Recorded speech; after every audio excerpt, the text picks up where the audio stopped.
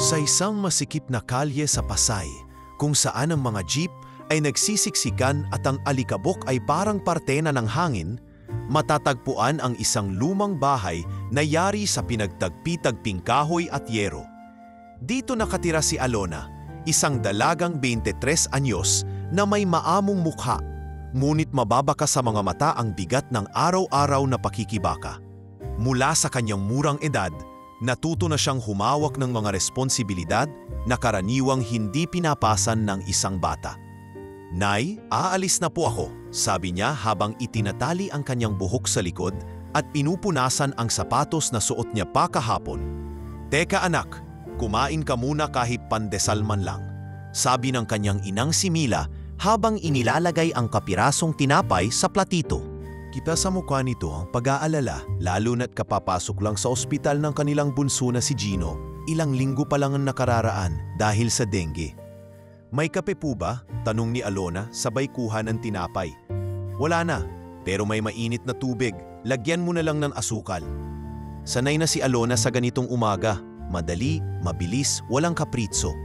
Matapos ang mabilis na almusal, bitbit niya ang kanyang lumang shoulder bag at naglakad palabas. Ang kanyang trabaho bilang waitress sa catering service ay hindi glamorous, pero ito ang bumubuhay sa kanila.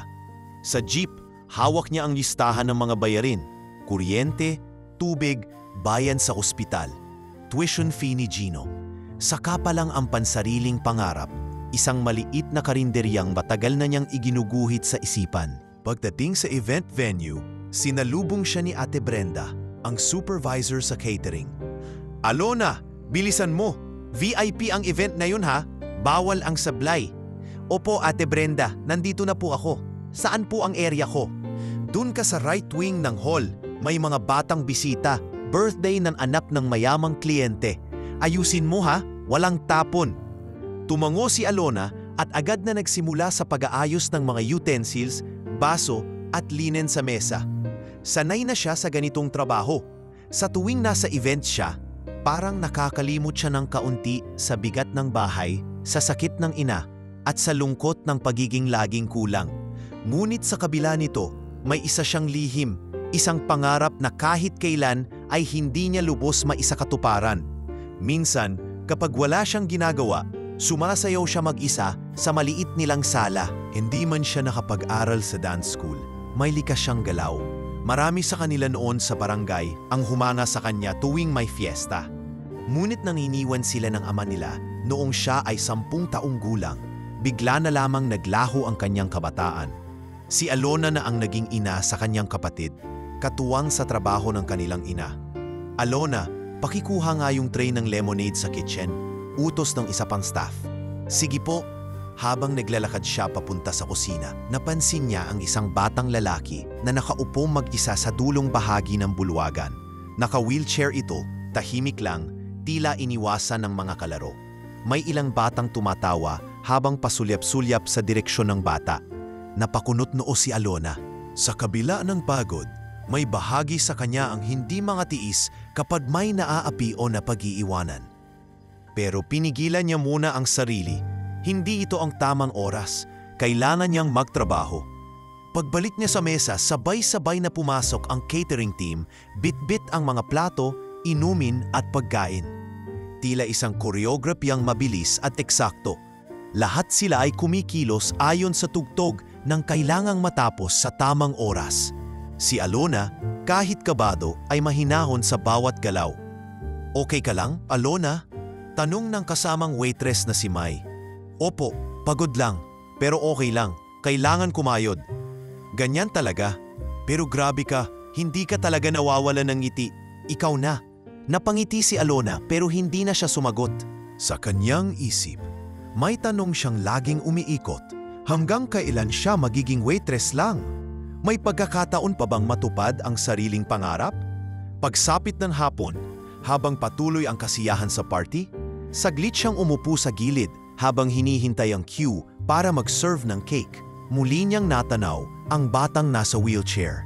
Nakalugmok ito, tila walang ka-interes-interes sa mga ilaw, musika o kahit sa regalong naroon.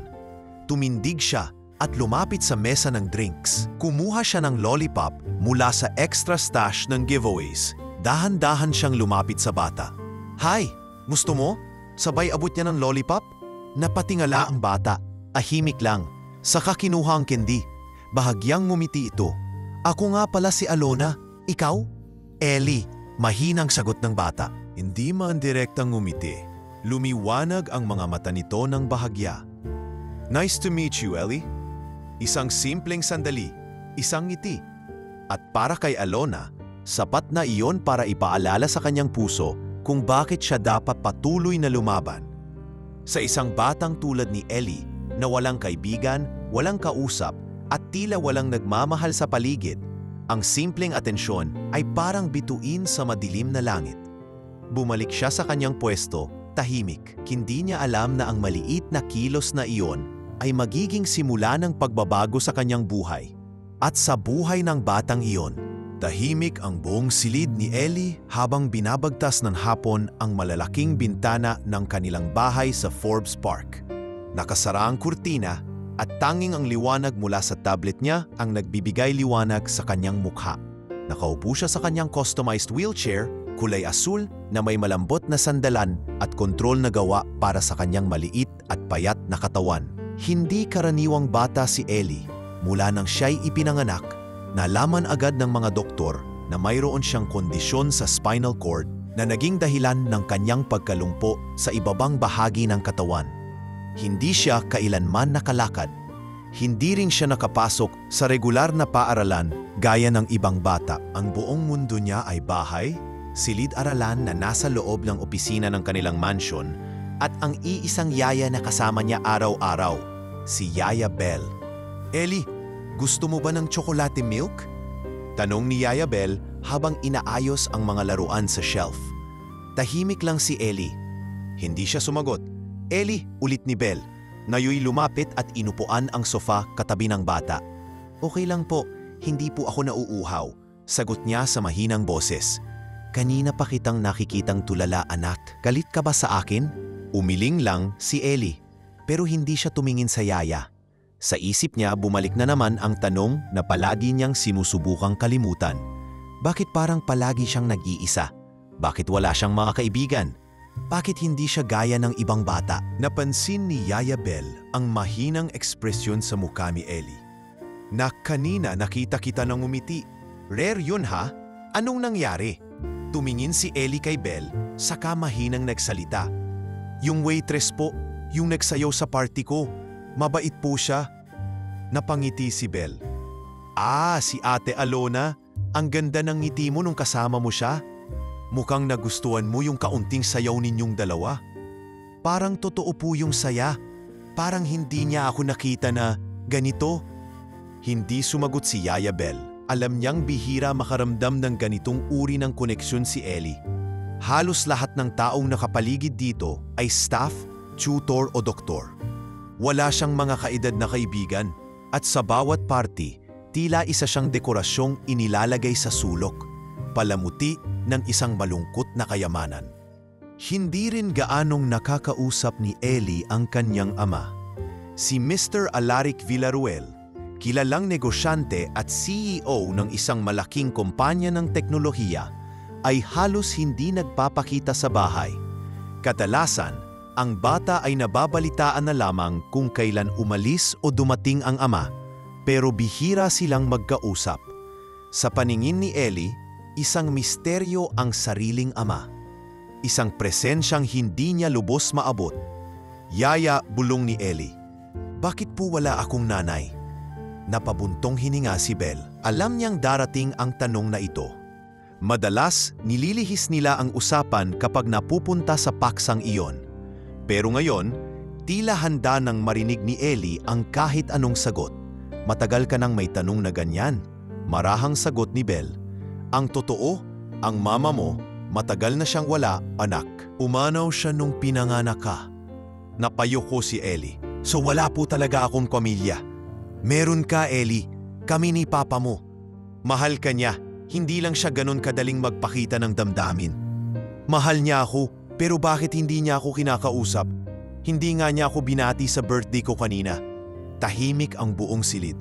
Tanging ang mahinang tikatik ng ulan sa labas ang naririnig. Maya-maya, binuksan ni Ellie ang kanyang tablet.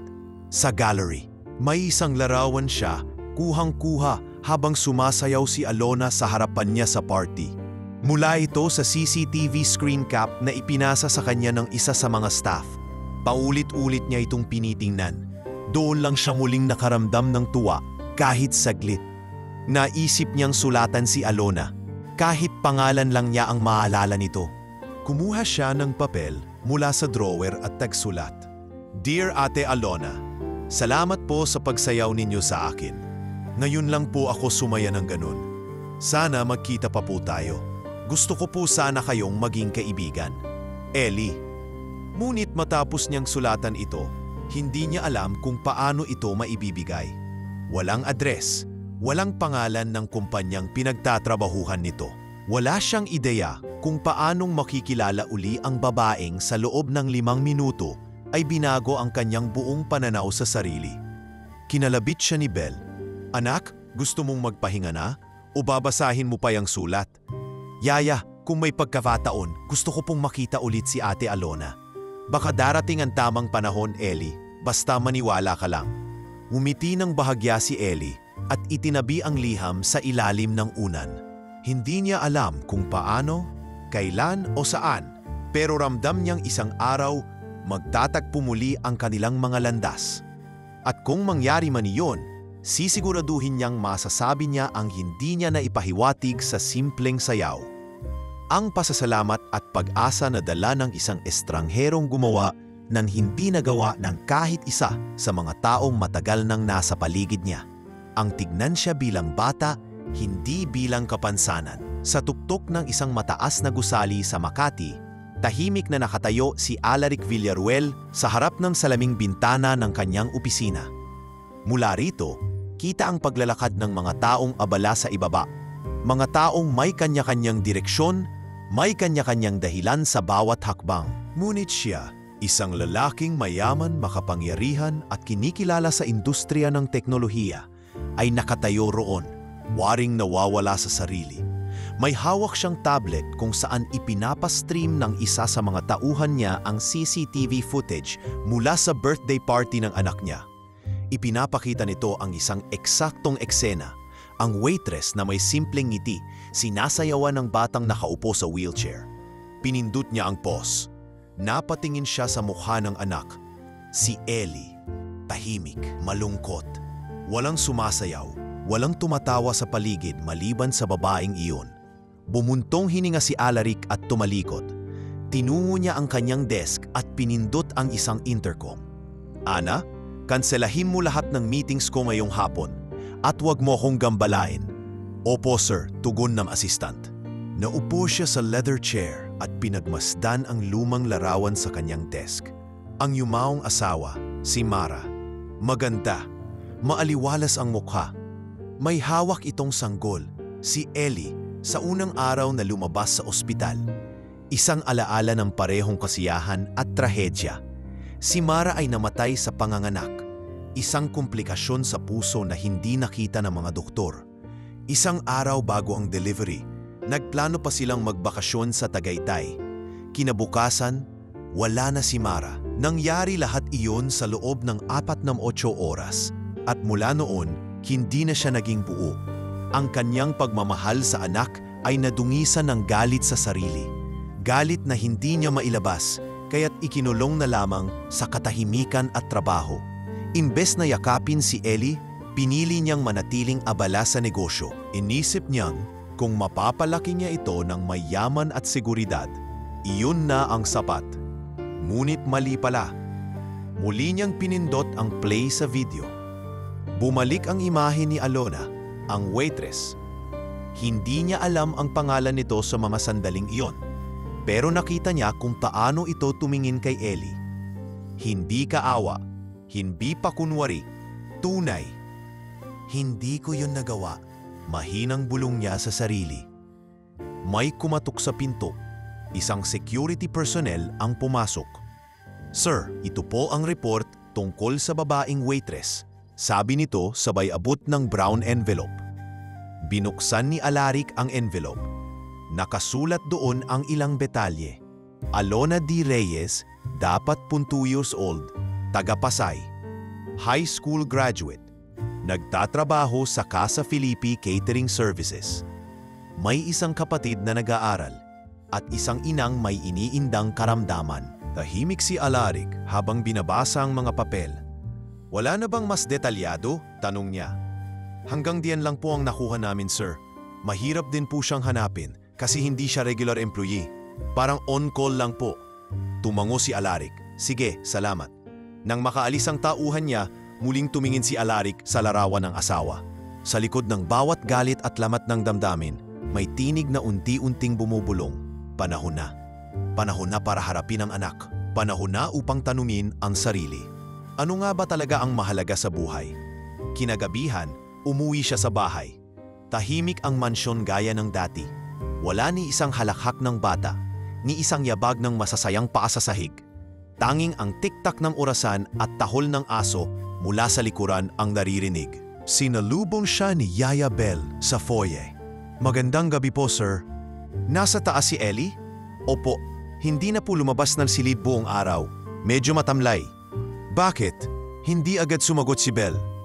Palagay ko po, inaalala niya yung waitress sa birthday niya. Nabanggit niya yung sa akin kanina. Napatingin si Alaric sa hagdanan. May kung anong kirot sa dibdib niya. Ang simpleng kilos ng isang estranghera ang nagpangiti sa anak niya. Isang bagay na hindi niya nagawa sa loob ng 7 taon. Kumakyat siya at dahan-dahang binuksan ang pinto ng silid ni Ellie. Naroon ang bata. Tulog na. Nakaharap ito sa bintana. Sa kamay, mahigpit ang hawak sa isang origami na puso. Lumapit siya at tahimik na umupo sa tabi ng kama. Pinagmasdan niya ang anak. Maliit, payat, tila napakaliit sa loob ng malaki at malamig na kwartong iyon. Pasensya ka na, anak, bulong niya. Maraming taon akong natakot. Hindi ko alam kung paano kita yakapin. Pero simula ngayon, sisikapin kong matuto. Sa unang pagkakataon, tumagal si Alaric sa tabi ni Ellie nang hindi hawak ang laptop, cellphone o report. Tumagal siya roon bilang ama, isang amang nasaktan ngunit handang maghilom. Paglabas niya ng silid, tinawag niya si Bell. Yaya Bell, aniya. Opo, sir? Gusto kong malaman kung kailan ang susunod na check-up ni Ellie at ipabago mo ang silid niya. Gusto ko mas maraming liwanag, mas maraming buhay. Tila nabigla si Bell ngunit natuwa. Ay opo sir, ako na po ang bahala. At bago siya pumasok sa opisina sa ibaba ng bahay, sinabi niya pa, kung may balita ka tungkol sa waitress na yon, ipaalam mo agad. Tumango si Bell, ngunit sa puso niya may kaba. Nagbago ba si sir? O ito'y pansamantala lang? Pero sa mata ni Alaric, may bahagyang ningning. Marahil sa wakas, dumating na ang panahong kayanan niyang harapin ang sarili. At sa muling pagbukas ng gabi sa kanyang mundo, marahang lumambot ang pusong matagal nang ginawang yelo ng kalungkutan. End of Part 3. Sa loob ng isang malaking event hall sa Bonifacio Global City, tahimik ngunit may tensyon sa hangin. Ang catering team ay nagmamadaling inaayos ang bawat detalye. Mga gold-accented utensils, long tablecloth na ivory ang kulay, at mga buke ng puting rosas na siyang tema ng selebrasyon. Hindi ito ordinaryong birthday party. Isa itong okasyon para sa anak ng isa sa pinakamalalaking negosyante sa bansa, si Ellie Villaruel. Si Alona, bitbit ang tray ng mga wine glass na inilalagay niya sa dessert station, ay tahimik lang. Sanay na siyang dumalo sa mga high-profile events. Mula sa simplet barong-barong na tahanan nila sa Pasay, tila ba isang buong mundo ang layo ng mga ganitong kaganapan. Pero sa tuwing nandito siya, kailangan niyang ipagkaila ang takot, ang kaba at higit sa lahat, ang pangarap na minsan nang sinakal ng realidad. Alona, doon ka na sa kids area. Bulong ng team leader na si Ate Brenda habang nagpapalitan sila ng tray. Make sure na walang masisiko sa cake table. Mahal ang mga souvenir dyan ha? Tumango siya. Noted po. Habang papalapit siya sa designated area, natanaw niya ang ilang bata na naglalaro. May mga nagpapalipad ng lobo may mga tumatakbo sa palibot. Naroon din ang isang hired clown, isang magician na nagpapakita ng card tricks at isang mini carousel sa may gilid ng hall. Pero sa pinakagilid, halos natatabunan ng isang malaking bulaklak na dekorasyon, ay naroon ang isang batang nakaupo sa wheelchair. Tahimik, nakayuko, hawak-hawak ang maliit na laruan, isang dinosaur na yari sa kahoy. Napatigil si Alona. "Yun ba ang birthday boy?" tanong niya sa sarili. May kakaibang lungkot sa mukha ng bata, isang uri ng katahimikan na parang sumisigaw ng pag-iisa. Napansin niya rin na may 3 batang lalaki na pabulong-bulong habang sumisilip sa kinaroroonan ng bata. Bakit hindi siya lumalakad? Aninang isa. "Siguro kasi robot siya," sabay tawa ng isa pa. Alam ni Alona ang uri ng panlilibak na yon. Hindi malakas, pero marahas. Hindi tuwiran, pero mapanira. At mas masakit, kasi bata ang bumibiktima ng kapwa bata. Dahil hindi niya mapigilan ang sarili, agad siyang kumilos. Lumapit siya sa table ng drinks, kumuha ng apple juice at marshmallow stick, at dahan-dahang lumapit sa batang naka-wheelchair. "Hi," mahinang bati niya. Napatingin ang bata. May gulat sa mga mata nito, pero hindi takot. Marahil hindi sanay na may lumalapit sa kanya nang walang utos. "Ako si Alona, gusto mo ng apple juice?" Tahimik lang ang bata. Tinitigan siya, saka tumango ng marahan. Inabot niya ang juice. "Anong pangalan mo?" tanong ni Alona. "Ellie," mahinang tugon nito. "Happy birthday, Eli," sabi niya, sabay ngiti. Hindi agad sumagot si Eli, pero napansin niyang may bahagyang ngiti sa sulok ng labi nito. Isang bagay na bihirang-bihira. Sa puntong iyon, nagsimulang tumugtog ang isang upbeat na kanta mula sa stage area. Isang performance ang pinaplano ng mga organizers. May mga bata nang sinimulang sabayan ang tugtog. Ngunit si Eli, gaya ng dati, ay nakaupo lang. Walang nag-aalok sa kanya. Walang nagtatanong kung gusto niyang sumali. Tumingin si Alona sa paligid. Lahat abala sa party, walang may pakialam sa batang ito. Saglit siyang nag-isip. Tiningnan niya ang bata. At sa hindi inaasahang pagdaloy ng emosyon, inabot niya ang kamay nito. "Gusto mong sumayaw?"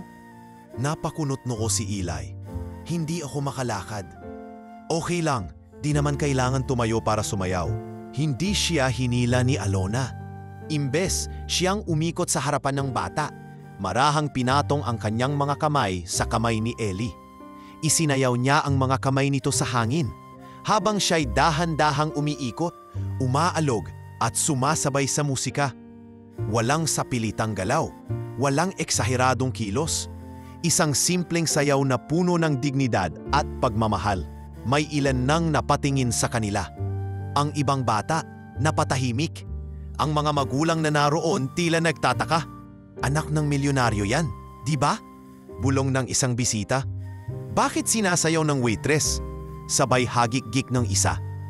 Narinig ni Alona ang tawanan, pero hindi siya natinag. Nagpatuloy siya sa pagsayaw, habang nakatitig kay Ellie.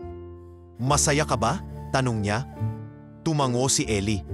"Parang, hindi ko na po naiisip na malungkot ako." Hindi niya alam, pero sa likod ng grand drapery ng venue, may isang taong tahimik na nakamasid.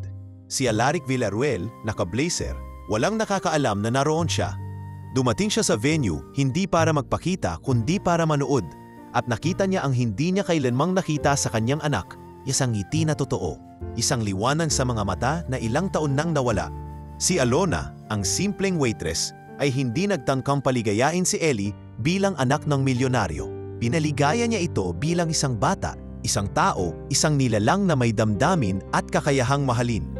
Ngunit bago pa matapos ang kanta, tumigil si Alona. Binalik niya ang mga kamay ni Ellie sa kanyang kandungan, saka marahang yumuko. "Salamat sa sayaw, Ellie." "Salamat din po," sagot ng bata. Tumalikod si Alona at agad bumalik sa likod ng hall. Hindi na siya naghintay ng pagpalakpak o papuri. Ginawa niya ito hindi para mapansin, kundi dahil iyon ang tama.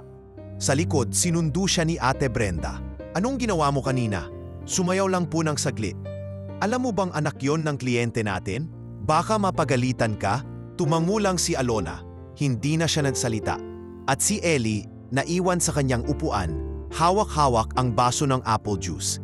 Sa kauna-unahang pagkakataon, nakaramdam siya ng tunay na pagdiriwang. Hindi dahil sa party, kundi dahil sa sayaw. End of part 4. Lumamig ang simoy ng hangin sa loob ng event hall habang unti-unting humuhupa ang musika.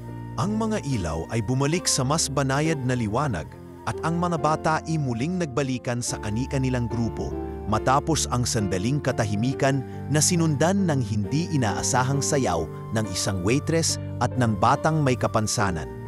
Si Alona, nakatayo sa likod ng catering table, ay nakikiramdam ng sariling tibok ng puso. Hindi niya lubos maipaliwanag kung anong pumasok sa isip niya para sayawan si Ellie. Hindi iyon bahagi ng kanyang trabaho at higit sa lahat, wala naman siyang intensyong gumawa ng eksena. Ngunit sa sandaling makita niya ang lungkot sa mga mata ng bata, hindi na siya nakapagpigil. Pinipilit niyang magpakanormal ngayon. Inaayos niya ang mga juice dispenser, tinutulungan ang kasamang waitress na si Mai sa pagbabalik ng mga nakuhang trays. Pero sa likod ng kanyang isipan, naroon pa rin ang mukha ng batang sinayawan niya. At ang ngiting iyon na pila na natili sa alaala ng kanyang bawat kilos. "Gabi ka kanina," sabi ni Mai habang pinupunasan ang mesa. "Nakita mo ba yung mga mukhang nanigas sa paligid? Para kang bidang artista sa harap ng mga sosyal." "Hindi ko namang sinasadya," sagot ni Alona. "Ayoko lang kasing makita siyang parang invisible." "Ewan ko sa'yo, pero kung ako yan, baka pinalakpakan ko sarili ko. Baka may bonus pa." Napangiti si Alona. Hindi niya inasahan ang anumang kapalit. Hindi niya nga alam kung may nakapansin o kung magiging problema pa nga sa trabaho. Pero sa kanyang puso, may pakiramdam na parang may tama siyang nagawa kahit hindi ito kasama sa listahan ng mga gawain ng isang waitress. Maya-maya, isang lalaking staff ang lumapit sa kanila. May dala itong maliit na tray na may ilang natirang souvenir. "Hoy, Alona," tawag nito. "Sabi ni Madam sa kitchen, pwede nang kumuha ng ilang giveaways yung mga crew." "Talaga? Buti naman. Para kay Gino to," sagot niya. Sabay kuha ng maliit na origami box na may laman na candy at sticker. Ngunit sa tabi ng mga giveaways ay may maliit na stack ng colored paper. Malamang ginamit para sa mga crafts ng mga bata. Kumuha siya ng isang pulang papel. Tahimik siyang naupo sandali sa isang bakanteng mesa sa gilid at nagsimulang magtiklop. Marahang pinorma ng kanyang mga daliri ang isang origami heart gaya ng itinuro sa kanya ng yumaong guro noong high school. Isa itong bagay na matagal na niyang hindi nagagawa, ngunit parang kusa na lang bumalik sa kanyang daliri ang mga galaw. Ilang minuto lang, tapos na. Isa itong simpleng pusong may mga tupi at kulubot. Hindi perpekto pero may karakter. Tumingin siya sa paligid at nang makita niyang abala ang mga tao sa pagbabalot ng tira-tirang pagkain, dahan-dahan siyang lumapit sa mesa ni Ellie. Wala pa rin kasama si Ellie. Tahimik itong naglalaro ng kanyang laruan at bagamat hindi siya nakatingin kay Alona, parang ramdam nito ang kanyang presensya. "Ellie," mahinang tawag niya. Tumingala ang bata. Nagtagpo ang kanilang mata. "Wala akong maibibigay na regalo," sabi ni Alona. "Pero sa'yo na to." Iniabot niya ang pulang origami heart. Saglit na iningnan ito ni Ellie, tapos ay marahang kinuha. Hindi ito nagsalita, pero tumango ito. Tapos sumilay na naman ng munting ngiti. "Alam mo," dagdag ni Alona, "may mga bagay sa mundo na kahit hindi mukhang maganda o bago, may halaga pa rin. Gaya ng origami na yan. Gaya natin." Isang tahimik na sandali ang lumipas sa pagitan nila. Walang musika, walang hiyawan. Isang tahimik na pag-uusap ng dalawang kaluluwang, parehong may lamat pero hindi pa basag. Pagkatapos noon, marahan na siyang tumalikod. Hindi na siya naghintay ng sagot. Hindi rin niya tiningnan kung pinanood siya ng bata habang papalayo. Basta bumalik siya sa trabaho at itinuloy ang huling bahagi ng event. Habang nagpapaalam ang catering team, tinapik siya ni Ate Brenda. "Ang galing ng ginawa mo kanina, Alona. Hindi man yan bayad, baka balikan kanya ng tadhana. Naku ate, baka balikan ako ng reklamo, pabirong sagot niya. Paglabas ng venue, hinipan ng hangin ang kanyang buhok habang naglalakad sila sa parking lot. Tumingala siya sa langit. May ilang bituin nang lumilitaw sa pagitan ng mga gusali. Salamat Panginoon, mahina niyang dasal. Salamat sa pagkakataong mapangiti ang isang batang tulad ni Ellie. Sana lang, kahit sandali, nadama niyang hindi siya nag-iisa. Ngunit hindi alam ni Alona na sa madilim na bahagi ng event hall, habang siya ay nagsasayaw, isang pares ng matang matagal nang hindi tumitingin ng may damdamin, ang tahimik na nakasaksi. Si Alaric Villaruel, nakatayo sa lilim ng kurtina, ay hindi mapigilang tumitig. Hindi sa anak, kundi sa babaeng hindi niya kilala, na sa loob lamang ng ilang minuto, nagawa ang hindi niya nagawa sa loob ng 7 taon. Ang mapasaya si Ellie. Hindi siya lumapit. Hindi siya nagpahalatang naroon. Tahimik siyang lumabas ng hall, sakay ng kanyang sasakyan. At habang binabaybay ang madilim na daan pauwi, walang ibang tanong ang paulit-ulit sa isip niya. Sino siya? Sino ang babaeng iyon na hindi natakot sayawan ang isang batang madalas tinatalikuran ng mundo? Nang matapos ang party at unti-unting kumupas ang mga ilaw sa Grand Event Hall, isa-isang nag-alisan ang mga bisita na may dalang regalo, kwento at mga litratong puno ng ngiti. Ngunit sa isang sulok, may batang hindi man lang binati ng karamihan. Si Ellie na natiling tahimik sa kanyang wheelchair. Hawak-hawak pa rin ang pulang origami heart na iniabot ni Alona. Hindi niya alam ang pangalan ng babae. Hindi niya rin sigurado kung empleyado ba ito ng hotel, ng catering o isa lamang bisitang nagkataong mabait.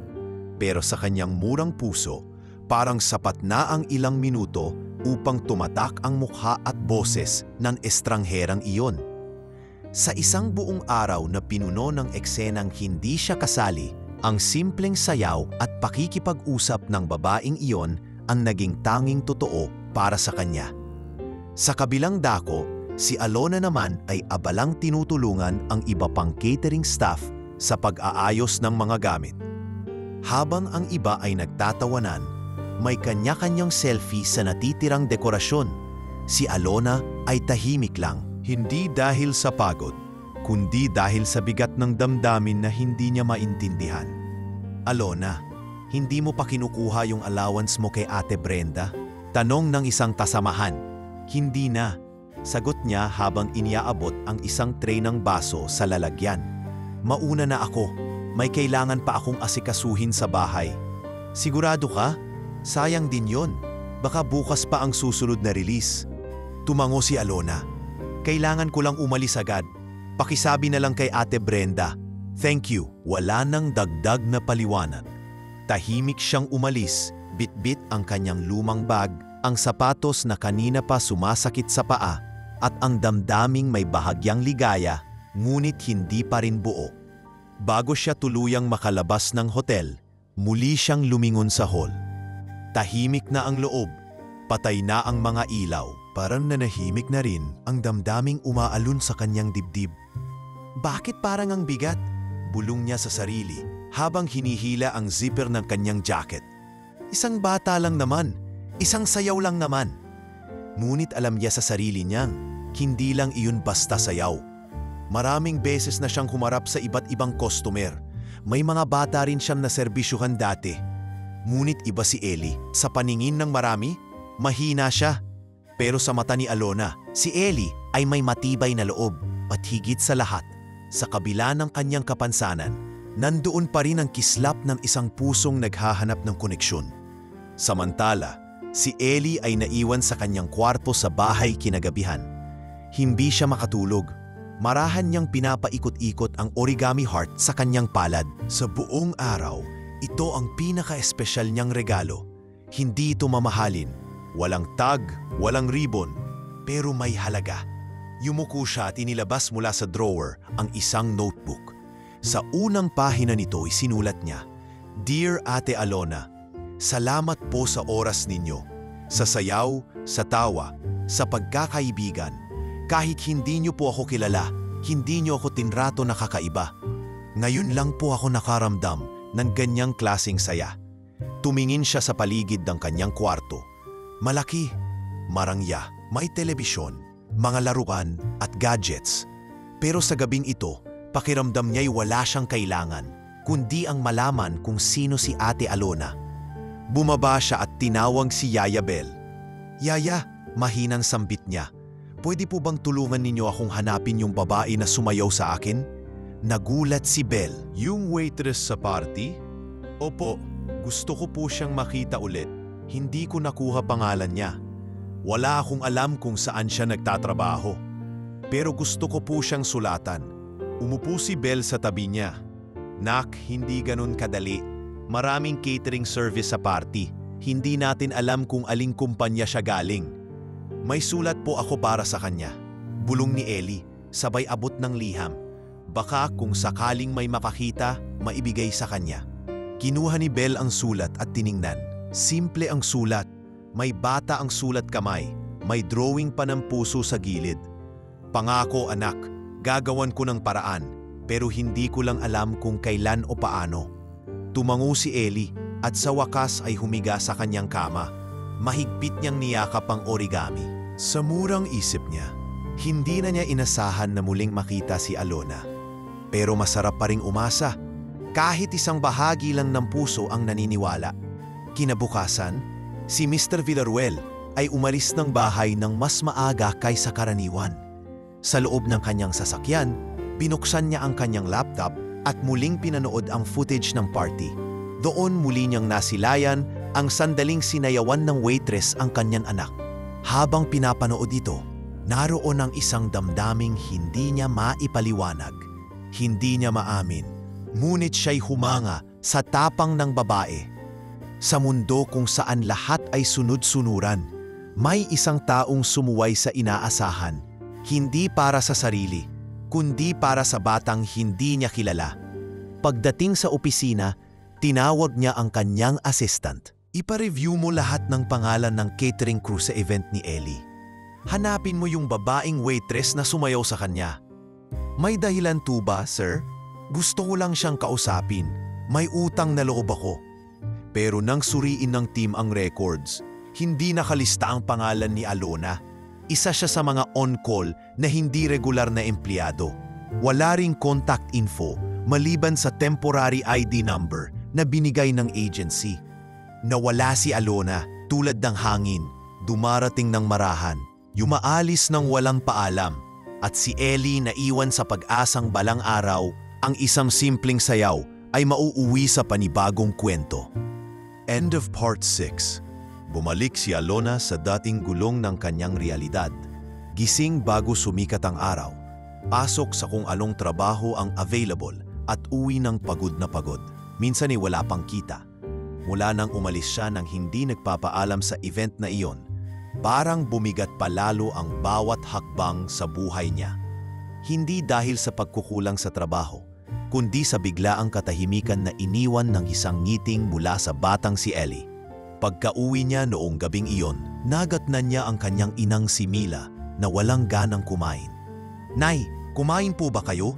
tanong ni Alona habang ibinababa ang bag sa lamesa. "Hindi na, masakit pa rin ang sikmura ko anak," mahinang sagot nito. Agad siyang lumapit, hinaplos ang likod ng ina at sinilip ang natirang lugaw sa kaldero. Nanlamig na. "Magpa-check up na po tayo ulit. Hindi na ito normal," sabi ni Alona. "Magsasara ako ng 1 linggo ng schedule kung kailangan. Anak, wala tayong pera. Saka, wag mo na akong alalahanin. Ang mahalaga makabayad tayo sa tuition ni Gino." Napayuko si Alona. Sa tuwing tinatalikuran ng ina ang sariling kalagayan para sa kapakanan ng kapatid, lalo siyang nabibigatan. Hindi sapat ang pagiging masipag, hindi sapat ang 3 trabaho, parang habang buhay siyang habol ng mga bayarin at pagkukulang. Kinabukasan, maagang gumising si Alona para pumasok sa karinderyang tumatanggap ng part-time dishwasher. Habang nagkukuskus ng mga pinggan, napansin siya ng may-ari. "Alona, gusto mo bang kumuha ng cooking class? Meron akong kilala sa munisipyo. Nagbibigay ng libreng training sa mga kagaya mong may potensyal." Napahinto siya. "Ha? Ako po? Dishwasher lang ako." Bakit? Hindi ba't ikaw din ang nag-ayos ng adobo natin noong isang gabi nang maubusan ng kusinero? Lahat ng customer natuwa. Marunong ka, Alona. Sayang kung di mo pa subukan. Hindi agad siya nakasagot. Pero sa loob-loob niya, may mumunting apoy na muling sumiklab. Ang dating pangarap na maitayo ang sariling karinderya ay parang ibinulong ulit ng pagkakataon. Paano po sumali? Tanong niya. Punta ka lang bukas sa barangay hall. Sabihin mong galing ka sa karinderya ni Mang Leo. Ako na bahala mag-endoso. Salamat po. Subukan ko po. At ganoong na ang ginawa niya. Kinabukasan, pumila siya sa mahabang hanay ng mga interesadong aplikante sa libreng training ng lokal na pamahalaan. May mga kasabay siyang mas bata, may ilan ding mas matatanda. Walang katiyakan kung matatanggap siya, pero kahit pagod at gutom, tiniis niya ang oras ng paghihintay. Makalipas ang ilang araw, natanggap siya bilang isa sa 15 trainees para sa isang 3 buwang culinary course. Libre ang tuition at may kasamang maliit na allowance para sa pamasahe. Para kay Alona, iyon na ang unang liwanag matapos ang matagal na dilim. Nagsimula siyang mag-aral ng masinsinan. Sa umaga, naglilinis pa rin siya sa karinderya. Sa hapon, dumidiretso siya sa training center. Doon niya natutunan hindi lang ang tamang timpla ng mga putahe, kundi ang basic food costing, hygiene at food presentation. Isang araw matapos ang klase, lumapit sa kanya ang isang co-trainee. Galing mong magluto ng sinigang, Alona? Lasa pa lang, parang nasa bahay ako ulit. Ngumiti siya. Salamat, lutuin niya ni nanay noong malakas pa siya, kaya siguro ganun ang lasa. Bakit di ka magtayo ng sarili mong food stall pagkatapos nito? Pangarap ko yon matagal na. Kaso, hindi ganoon kadali. Pero hindi rin naman imposible, di ba? Sagot ng kaibigan. Sa gabing iyon, habang nililinis ang kanilang lumang kalan, sinabi niya sa ina ang balitang natanggap sa training at ang balak na gumawa ng simpleng menu para sa tapat ng bahay. Nay, baka pwede tayong magbenta ng ulam sa tapat. Kahit 3 putahe lang sa umpisa. Napangiti si Mila. Basta hindi ka mapapabayaan sa pag-aaral mo, anak. At kung yan ang magpapasaya sa'yo, susuportahan kita. Doon nagsimula ang munting budget meals with heart ni Alona. Sa una, 3 klase lang ng ulam ang kanyang niluluto. Ginisang munggo, adobong manok, at pritong tilapia. Tinatangkilik ito ng mga kapitbahay, lalo't mura at malinis ang pagkakalahad. Kalaunay, may mga estudyanteng bumibili rin. Ang suki, nadagdagan. Ang kinikita unti-unting lumalaki. Isang araw, habang inaayos niya ang logbook ng benta, napahinto siya. Sa gitna ng kanyang diary, isinulat niya ang isang simpleng linya. Balang araw, babalikan ko si Ellie. Hindi ko siya pwedeng kalimutan. Hindi niya alam kung saan hahanapin ang bata. Walang pangalan ng ama, walang address, walang kontak. Pero ang alaalang iniwan ni Ellie, ang mahigpit na kapit sa kanyang kamay, ang pagngiti nito kahit walang salita, ay parang gabay na hindi niya basta mabibitawan. Habang umuusad ang buwan, lumalago ang simpleng negosyo ni Alona. Ang kanyang pagkaing may puso ay pinapansin na rin online. May isang kapitbahay ang nag-post ng kanyang adobo sa Facebook at mula roon may mga bagong customer siyang natanggap. Isang gabi, habang hinuhugasan ang mga kawali, napatingin siya sa kalangitan. Salamat, Panginoon. Sana lang, masaya pa rin si Ellie. Sana okay siya, mahina niyang sambit. Hindi niya alam sa kabilang dako ng lungsod, may batang lalaki ring tumitingin sa langit. Mahigpit na yakap pa rin ang lumang origami heart. At kahit parehong hindi nila alam kung paano magtatagpong muli ang kanilang landas, pareho silang nagdadasal na ang sayaw na iyon ay hindi ang huli. End of Part 7. Mula nang umalis si Alona ng walang paalam, tila unti-unting nawalan ng kulay ang mundo ni Ellie. Ang mga araw ay lumipas na walang saysay at ang gabi tila lalong humaba. Kahit pa may bagong laruan, bagong app sa tablet o bagong DVD sa kanyang shelf, wala nang makapuno sa kakulangang iniwan ng simpleng sayaw at ng ngiting tumagos sa kanyang puso. Hindi alam ni Ellie kung bakit ganoon kalalim ang tama ng ilang minutong sandali.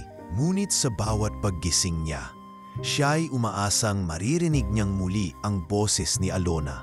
Mararamdaman niyang muli ang kanyang mga palad o kahit marinig man lang sa sulok ng kwarto ang kanyang pagtawa. Ngunit araw-araw wala. Yaya Bell, tanong niya isang hapon habang tinititigan ang patay na Evie sa silid. Wala pa rin pong balita?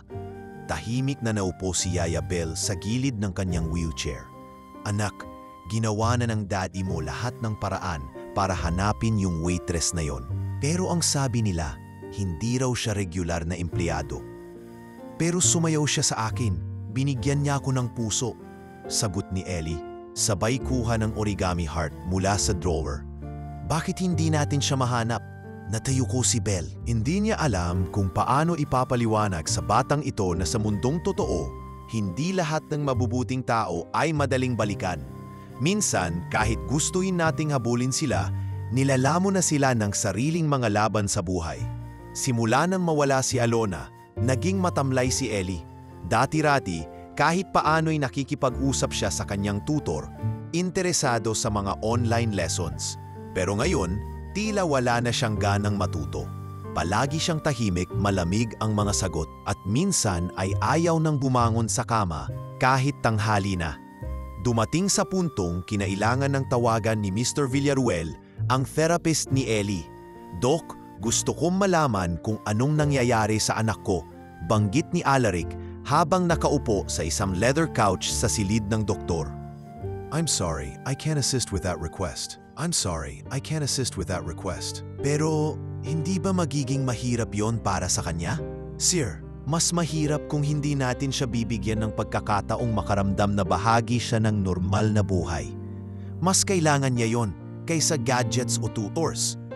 Kailangan niya ng relasyong hindi artipisyal. Hindi agad nakasagot si Alaric, pero sa kanyang isipan, parang sinampal siya ng katotohanan. Sa sobrang takot niyang masaktan si Ellie, nilagay niya ito sa isang mundong may pader. Pero ngayon, unti-unti nang nalulunod sa kalungkutan ang anak niyang hindi niya maabot. Sa bahay, si Ellie ay nasa kanyang study table, pinipilit magsulat sa isang notebook. Lahat ng pahina ay halos puno ng pangalan. Alona, sinusulat ng paulit-ulit. Sa huling pahina, isinulat niya, "Kung hindi ka ko na muling makikita, Ate Alona, sana lang alam mo kung gaano mo ako pinasaya. Sana alam mong ikaw lang ang nagpa-feel sa akin na hindi ako kakaiba." Dahan-dahan niyang isinara ang notebook. Napatingin siya sa salamin. Ang batang tinititigan niya ay may maamong mukha, ngunit maputla. May matatalim na mata, ngunit malungkot. Hinaplos niya ang sariling pisngi. "Hindi ko naman kasalanan na ganito ako, di ba?" Bulong niya sa sarili. Kinagabihan, pinilit ni Yaya Bell na dalhin siya sa veranda para magliwaliwal ng kaunti sa sariwang hangin. Habang pinagmamasdan nila ang buwan, nagtanong si Ellie, "Yaya, kung may gusto po akong maging kaibigan, pero hindi ko siya mahanap, okay lang bang araw-araw ko siyang dasalan?" Umiti si Bell, pilit pinipigilan ang luha. "Okay na okay, anak. Minsan mas malayo ang abot ng panalangin kaysa ng kamay." Kaya simula noon, gabi-gabi, bago matulog si Ellie, alihin siyang nagdarasal para kay Alona.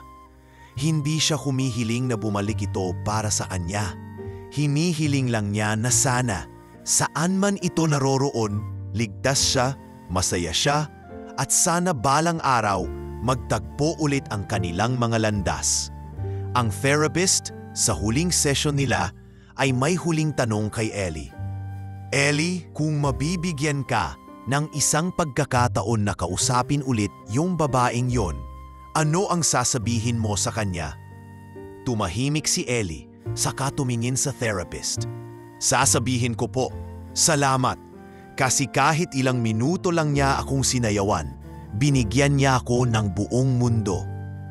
Paglabas ng klinik, nakita ni Alaric ang anak niyang nakangiti ng kaunti. Hindi yun malaki, pero para sa isang batang halos 5 linggo ng tahimik at malungkot, malaking bagay iyon. Sa kanyang isipan, alam ni Alaric, hindi siya kailanman magiging sapat na kapalit para sa nawawalang sayaw. Pero marahil, Kung gagawin niya ang lahat para mabuksan ang mundo ni Ellie, hindi pa huli ang lahat para bumawi. End of part 8. Maaga pa lamang ay gising na si Alona. Sa maliit na kusina ng kanilang bahay, masiglang umaalingasaw ang halimuyak ng bagong lutong adobo at ginisang gulay. Nagsisimula palang magliwanag ang langit sa Pasay, ngunit abala na siya sa paghahanda ng mga ulam para sa kanyang munting karinderya sa tapat ng bahay. Isang simpleng mesa, 3 upuan at isang plastik na tolda. Ising ka na naman ng sobrang aga, Ani Mila, habang nakaupo sa gilid ng pintuan, may suot na jacket at may hawak na tasa ng mainit na tubig. Sayang po ang oras, Nay. Maaga ang mga bumibili ng baon. Dapat maayos ang lahat, sagot ni Alona habang hinahalo ang sausawan ng sukat bawang. Simula nang makapagtapos ng kanyang libreng culinary training mula sa barangay, naging mas organisado at madiskarte si Alona. Hindi na siya basta lutong bahay lang.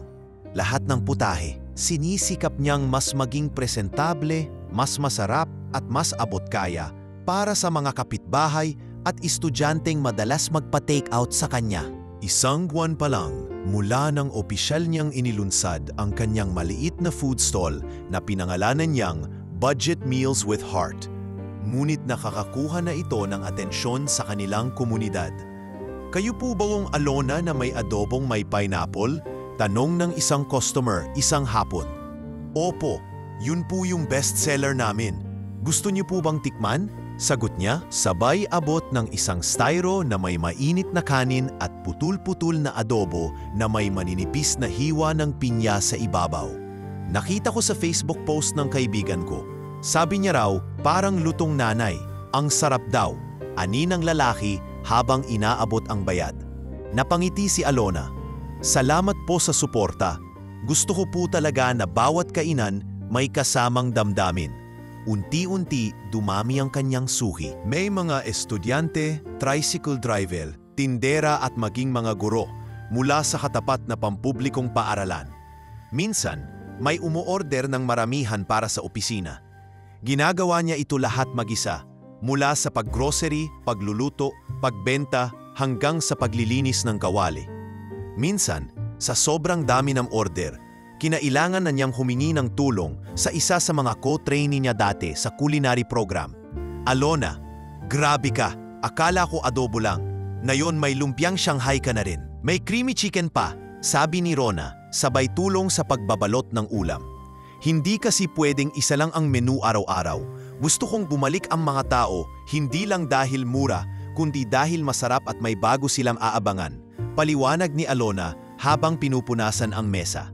Wala kang day off, wala muna. Habang may benta, trabaho lang. Sayang ang momentum. Ngunit kahit abala siya sa kanyang negosyo, hindi pa rin nawawala sa isipan ni Alona ang batang si Ellie. Sa tuwing naaalala niya ang huling sayaw nila, ang ngiti ng bata, at ang origami heart na iniwan niya, para bang bumabalik ang di maipaliwanag na sigla sa puso niya.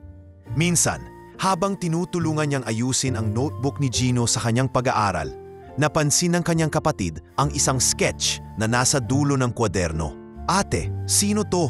Tanong ni Gino habang tinuturo ang isang doodle ng batang naka-wheelchair na may hawak na origami heart. Napahinto si Alona. Isang kaibigan, sagot niya, medyo mahina. Kaibigan na hindi ko alam kung kailan ko ulit makikita. Kilala mo yung pangalan niya? Ellie, maikling sagot niya. Bakit hindi mo hanapin? Sinubukan ko noon, pero wala akong detalye. Wala akong apelyido, address, wala kahit ano. Kung mag-post ka sa internet, sikat na yung adobo mo, ate. Baka sakaling may makakita sa kanya. Napaisip si Alona. Totoo rin naman, marami na ring nakakaabot sa kanyang food posts. May mga lumalapit at nagtatanong kung may delivery na ba siya sa ibang lugar. Kaya isang gabi, naglakas loob siya. Gumawa siya ng simpleng post sa kanyang Facebook page. Isa sa pinaka-importanting customer ko ay isang batang lalaki na sumayaw sa akin sa isang party. Hindi ko siya nakilala ng lubos, pero binigyan niya ako ng ngiti na hindi ko makalimutan. Kung kilala ninyo si Ellie, isang batang laging nasa wheelchair, sana maiparaping ninyo sa kanya ang pasasalamat ko. Sana masaya siya Nasaan man siya ngayon? Kasabay ng post ay isang litrato ng origami heart, parehong disenyo ng iniwan niya kay Ellie. Hindi niya inasahan na maraming magla-like at magkokomento. May ilan na nagsabing, "Ang bait mo, Miss Alona," o "Sana nga nakita mo siya ulit." Wala pang konkretong impormasyon, pero kahit paano, pakiramdam ni Alona ay nakagalaw siya pabalik sa direksyong matagal na niyang gustong puntahan. Isang hapon, habang abala siya sa pagtanggap ng order mula sa isang customer, nilapitan siya ng isang babaeng may dalang DSLR. "Miss Alona, kami po yung taga-lokal na newsletter. Pwede po ba kayong ma-feature?" Napangiti siya. "Ako po? Bakit po? Nakita namin yung post nyo online at ang ganda po ng mission ng food stall ninyo. Gusto lang po namin kayong maipakilala sa mas maraming tao." Hindi makapaniwala si Alona. Noong una, waitress lang siya sa mga party na hindi naman para sa kanya. Ngayon, kahit simple, kahit maliit ang kinikita, siya na mismo ang nagdibigay saya at pagmamahal sa mga taong wala ring masyadong inaasahan.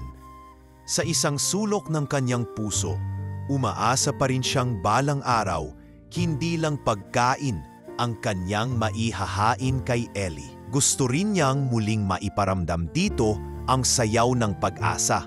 At habang pinagmamasdan niya ang lumulubog na araw mula sa kanyang munting tindahan, nagdasal siya sa sarili.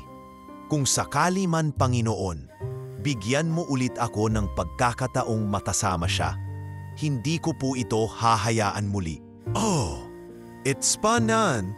Bago matapos ang buwan, habang inaayos ni Alona ang panibagong batch ng mga lutong ulam para sa hapon, isang tawag ang dumating mula sa isang event coordinator na matagal na niyang naging suki. "Hello po, Ma'am Celine," sagot niya habang pinupunasan ang mesa ng karinderya. "Oo, Alona, may upcoming event kami sa linggo, Children's Charity Ball. Gusto sana namin kayo ang mag-cater ng light merienda. Small event lang, around 60 people. Pero high profile ang mga sponsor." Napasinghap si Alona. Sanay siya sa maliliit na catering orders, ngunit isang ball, kahit maliit ito, ay ibang level na. "Kung okay lang po, ma'am, pwede po ba akong bigyan ng kahit 2 araw para i-finalize ang menu at logistics?" "Of course, kami na ang magpiprint ng menu cards. Basta padala mo lang ang final list. Pahabol na lang, ha?" "Opo, salamat po sa tiwala." Pagkababa ng tawag, napahawak si Alona sa dibdib. Hindi ito ang unang beses na makakapasok siya sa medyo mas formal na event, pero kakaiba ang pakiramdam niya. May kaba, may paninikip ng dibdib na hindi niya maipaliwanag. Nang sumapit ang linggo ng hapon, ang charity event ay ginanap sa isang function hall ng isang private school sa Quezon City. Ibang klase ang tema, simple, masaya, may layuning magpasaya ng mga batang may iba't ibang kondisyon. May mga volunteers, may ilang artista, at syempre, may mga piling bisita. Isa sa mga pangunahing taga-suporta ng proyekto ang Villaruel Foundation. Si Alaric Villaruel, bagamat hindi laging humaharap sa publiko, ay nagbigay ng malaking donasyon para sa proyektong ito. Isa ito sa mga una niyang ginawa bilang personal na hakbang para suportahan ang mas inklusibong kinabukasan ni Ellie. Ang hindi alam ni Alona ay kabilang sa guest list ang batang minsang sinayawan niya, si Ellie mismo. Tahimik si Ellie habang nakaupo sa kanyang wheelchair, suot ang simpleng polo shirt at khaki pants. Nandito siya hindi bilang anak ng may-ari, kundi bilang bata, bahagi ng selebrasyon. Pinilit siyang hingukin ni Yaya Bel na dumalo, kahit paramdam niya wala namang dahilan para magsaya. "Masaya dito, anak," wika ni Bel habang inayos ang kwelyo niya.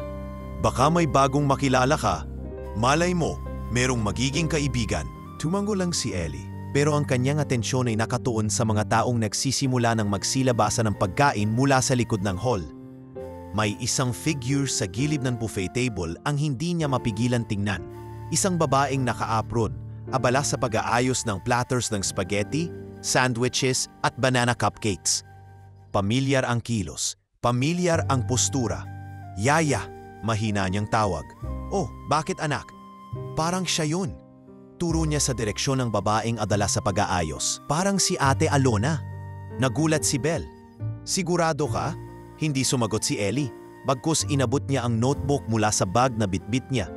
Iyong lumang sketchpad kung saan paulit-ulit niyang isinulat ang pangalang Alona at sa pinakaibabang pahina, naroon pa rin ang unang liham na sinulat niya. Hindi niya ito naiwan kailanman. Lagi niya itong bitbit, laging umaasa. Samantala si Alona ay abala sa pag-check ng platters. Nakangiti siya habang pinagmamasdan ang mga batang tumatawa, naglalaro at kumakain. Parang kakaibang kasiyahan ang dala ng ganitong klase ng event. Walang pretensyon, walang porma, puro puso. Ngunit nang mag-angat siya ng tingin, natigilan siya. Sa kabilang bahagi ng hall, may isang batang lalaki na tila hindi siyang inaalis ng tingin. Nasa wheelchair. Nakasuot ng puting polo. Matangos ang ilong, payat ang pangangatawan, pero ang mga mata. Hindi niya malilimutan ang mga matang yun. Saglit siyang napahawak sa dibdib. Pumipintig ng mabilis ang kanyang puso. "Ellie?" Mahinang bulong niya. Hindi siya sigurado. Marami ng bata siyang nakikita at naserbisyuhan sa iba't ibang event. Pero iba ang presensya ng batang ito. Para bang kahit tahimik, nagsisigaw ang damdamin. Kinuha niya ang isang cupcake, binalot sa tissue at marahang lumapit. Hindi siya nakatipig ng direkta, parang natatakot makumpirma ang sarili niyang kutob.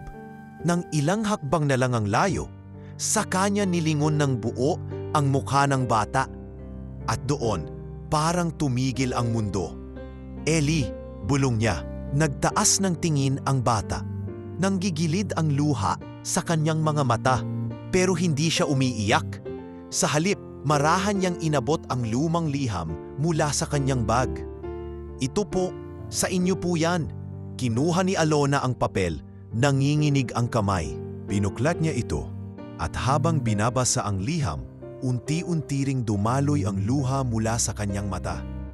"Akala ko hindi na kita makikipa." Mahina niyang sabi. "Araw-araw ko po kayong ipinagdarasal." Sagot ni Ellie. "Hindi ko alam kung paano, pero alam kong magkikita tayo ulit." "Ang latas ng loob mo, Ellie. Hindi mo ako nakalimutan." Ani Alona habang iniluhod ang sarili sa harapan ni Ellie. "Patawad kung hindi ako nakapagpaalam. Hindi ko ring alam kung paano kita hahanapin." Mumiti si Ellie. "Hindi po ako galit. Kasi kahit isang sayaw lang, hindi po ako naging malungkot buong linggo pagkatapos noon." Wala silang pakialam sa mga matang nakatingin sa kanila. Para bang sila lang ang nasa loob ng hall. Isang waitress at isang batang lumpo, magkaibang mundo, pero pinagdikit ng isang sayaw na simple ngunit tunay. Sa malayo, nakamasid si Alaric Villaruel. Tahimik lamang siya, ngunit may bahid ng ngiti sa kanyang mukha. Hindi niya kailangang lumapit. Hindi pa ngayon. Ang mahalaga, muling nahanap ni Ellie ang kanyang munting liwanag. At si Alona, sa kauna-unahang pagkakataon mula nang lisanin niya ang party na yon, ay naramdaman na muli ang kapiraso ng kapayapaan. Ang mga landas nilang minsan ay nagsanga, ngayoy muling nagtapo. At sa pagkakataong ito, hindi na sila pareho.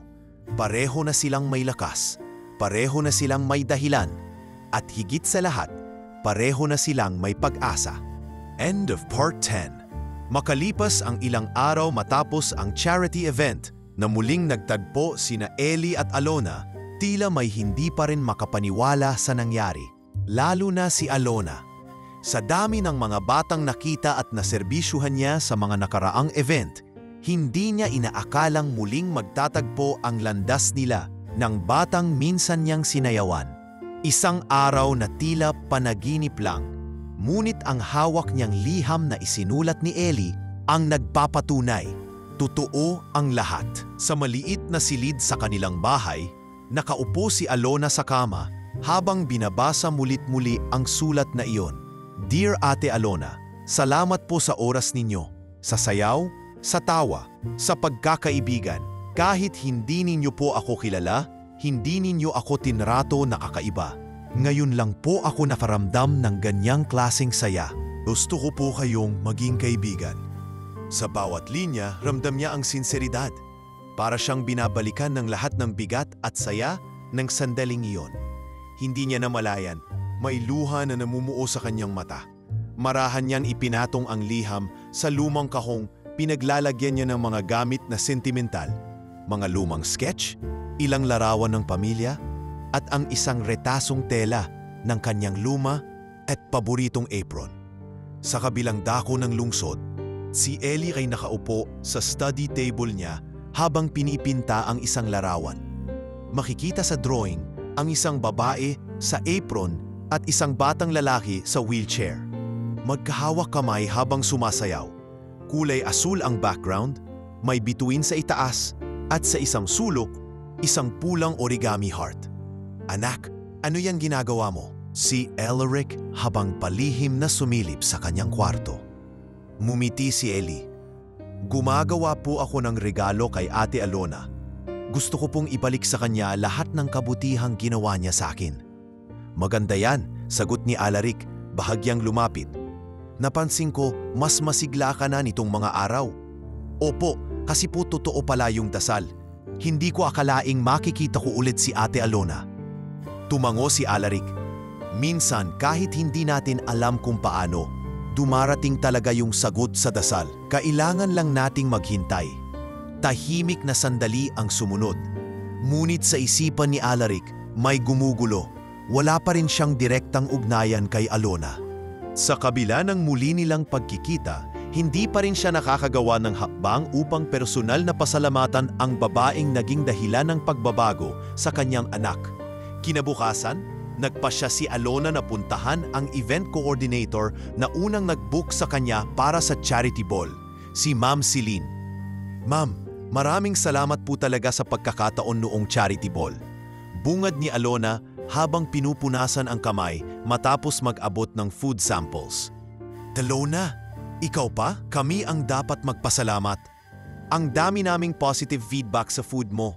Napakasarap, presentable at higit sa lahat, affordable. Sagot ni Celine habang tinikman ang creamy chicken ni Alona. Pero alam mo bang may nagtanong tungkol sa'yo pagkatapos ng event? Nabigla si Alona. Po, sinong nagtanong?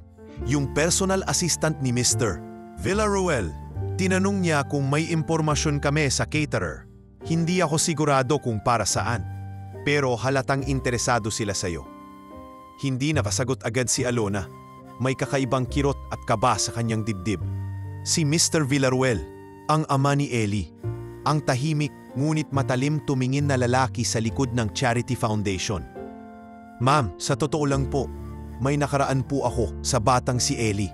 Matagal ko na po siyang hinahanap. Napakunot noo si Celine. Talaga, paano mo siya nakilala? At doon, inilahad ni Alona ang buong kwento. Ang pagiging waitress sa kaarawan ni Ellie noon, ang sayaw, ang origami heart, at ang pag-alis niyang hindi na muling lumingon. Tahimik si Celine habang nakikinig. Sa pagtatapos ng kwento, bahagya siyang napangiti. Alam mo, Alona, wika niya, hindi na ako magtataka kung bakit ganun na lang ang naging reaksyon ni Ellie nung nakita ka. Sa mata ng bata, hindi mo siya trinato bilang may kapansanan. Tinrato mo siyang tao, kaibigan. At sa palagay ko, iyon ang hindi kayang bilhin ng kahit sinong milyonaryo. Bago siya umalis, iniabot ni Celine ang calling card ng opisina ng Villarreal Foundation. Kung handa ka, pwede kang makipag-ugnayan dito. Sabihin mong inirefer kita. Baka ito na ang pagkakataon mong makausap silang maayos. Sa bahay ng Villarreal, si Alaric naman ay binubuksan ang isang brown envelope na may dalang ulat mula sa kanyang tauhan. Kasama rito ang mga impormasyong hiningi niya tungkol sa mga naging empleyo ni Alona, background nito at kasalukuyang pinagkakaabalahan. Nakita niyang totoo ang lahat. Simpleng babae, walang bahid ng ambisyon sa yaman, ngunit punong-puno ng dangal at disiplina. Maya-maya, pumasok si Ellie sa silid. Papa, gusto ko pong sabihin yung totoo. Tumingin si Alaric. Anong totoo, anak? Gusto ko pong makita si Ate Alona ulit. Hindi lang sa party o event. Gusto ko po siyang maging kaibigan. Kung okay lang po sa inyo, sana tulungan niyo po ako. Tumango si Alaric. Kung yan ang gusto mo anak, tutulungan kita. At doon nagdesisyon ng mag-ama. Ipadala ang liham ni Ellie sa mismong kamay ni Alona. Nang dumating ang courier sa bahay ni Alona kinabukasan, may dalang isang maliit na kahon. Sa loob nito, naroon ang drawing ni Ellie at isang sulat, muling isinulat sa kanyang sariling kamay. Ate Alona, salamat po sa hindi niyo pagkalimot. Gusto ko pong maging parte kayo ng araw-araw ko. Sana pumayag po kayong maging kaibigan ko muli ng tuluyan. Ellie, napaluhod si Alona. Sa kanyang mga palad, ang liham ng batang minsan niyang sinayawan at ngayon ay nag-aanyaya ng panibagong simula. Hindi niya alam kung saan hahantong ito. Ngunit sa puso niya, malinaw ang sagot. Oo Ellie, hinding-hindi kita iiwan muli. End of part 11. Umagang-umaga pa lang ay nakaayos na si Alona. Nakasuot siya ng puting blouse at simpleng itim na slacks. Malinis at disente. Gaya ng itinuro sa kanya ng kanyang ina kung paano humarap sa mga taong may dangal. Hindi siya sanay sa ganitong bihis tuwing umaalis, pero ngayong pupunta siya sa opisina ng Villaruel Foundation, alam niyang hindi ito basta-bastang lakad. Habang sumasakay ng jeep papuntang Makati, hindi siya mapakali. Sa kanyang bag ay dala niyang drawing at sulat ni Ellie at ilang piraso ng simpleng mga resume. Hindi dahil umaasang magkakatrabaho siya doon, kundi dahil baka hanapan siya ng formal na introduksyon. Ayaw niyang magmukhang umaasa. Gusto lang niyang maipakita kay Ellie na totoo siya at higit sa lahat, handa siyang maging bahagi ng buhay nito kung papayagan. Nang dumating siya sa building ng foundation, sinalubong siya ng receptionist. Good morning po ma'am, may appointment po kayo? Magalang na tanong nito. Opo. Sabi po ni Ma'am Celine ng Puso Events, pwede daw po akong dumaan para makipagkita kay Mr. Villaruel o kung sino pong authorized na staff. Sagip na nag-check ang receptionist sa listahan, saka ngumiti. Yes ma'am, nasa listahan po kayo. Sandali lang po, ihahatid ko kayo sa conference room.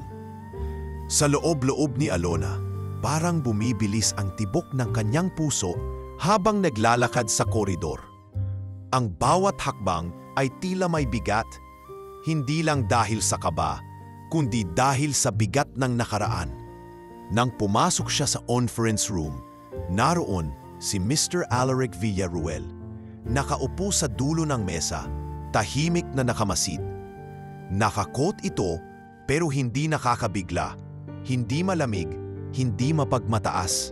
Sa halip, may kung anong lungkot at kababaang loob ang aura nito na noon lamang nakita ni Alona sa isang taong may kapangyarihan.